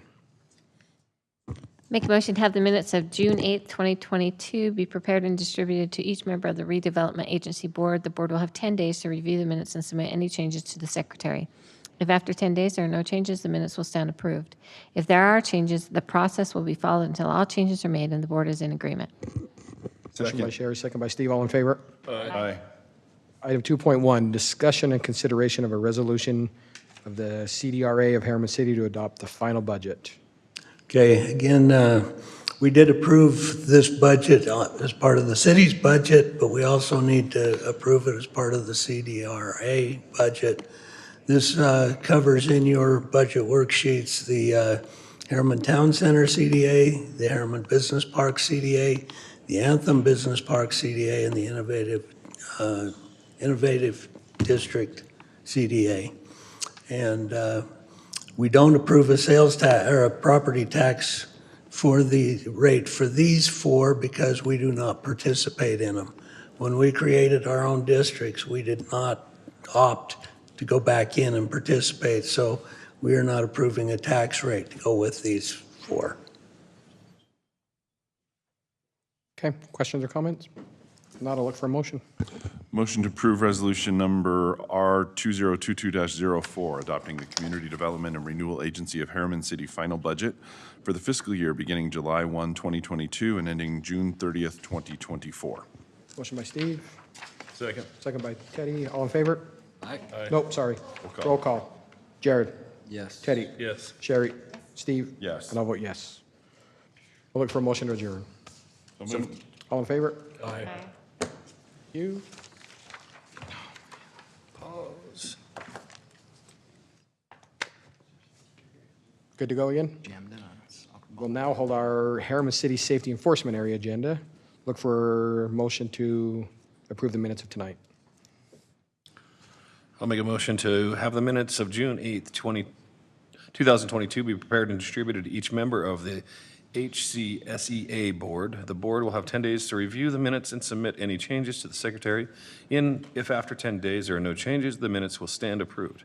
If there are changes, the process will be followed until all changes are made and the board is in agreement. Motion by Teddy, Second. second by Sherry. All in favor? Aye. Item 2.1, discussion and consideration of resolution adopting a final budget for the HCSEA. Okay, this one is one that we do need to approve a tax rate for. We don't have it yet. So it's the same thing. We're approving what the State Tax Commission comes back with us at this point. Hopefully we agree with that. But and then the budget is the same as what is presented in the city budget. All of these districts and the CDRAs are actually separate entities, but they're treated as blended component units, what it's called. So we run them together, but we got separate boards. We approve them in both sides, so that's what we're doing. Okay. Look for a motion. What are you looking at me for? Hoping I'll say the same thing again. Motion to approve resolution number R22-02, adopting the Herman City Safety Enforcement Area final budget for fiscal year beginning July 1st, 2022 and ending July 30th, 2024, and accepting the proposed tax rate as determined by Utah State Tax Commission because they're late again. By Jared, second by Teddy. Jared? Yes. Teddy? Yes. Sherry?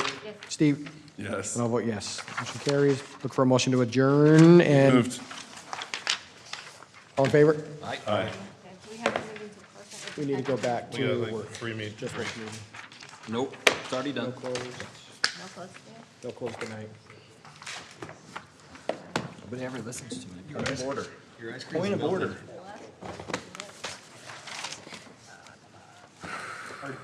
Are we going to move to the other room? Okay, it works now. Prove Nice. it. Do we have to? No.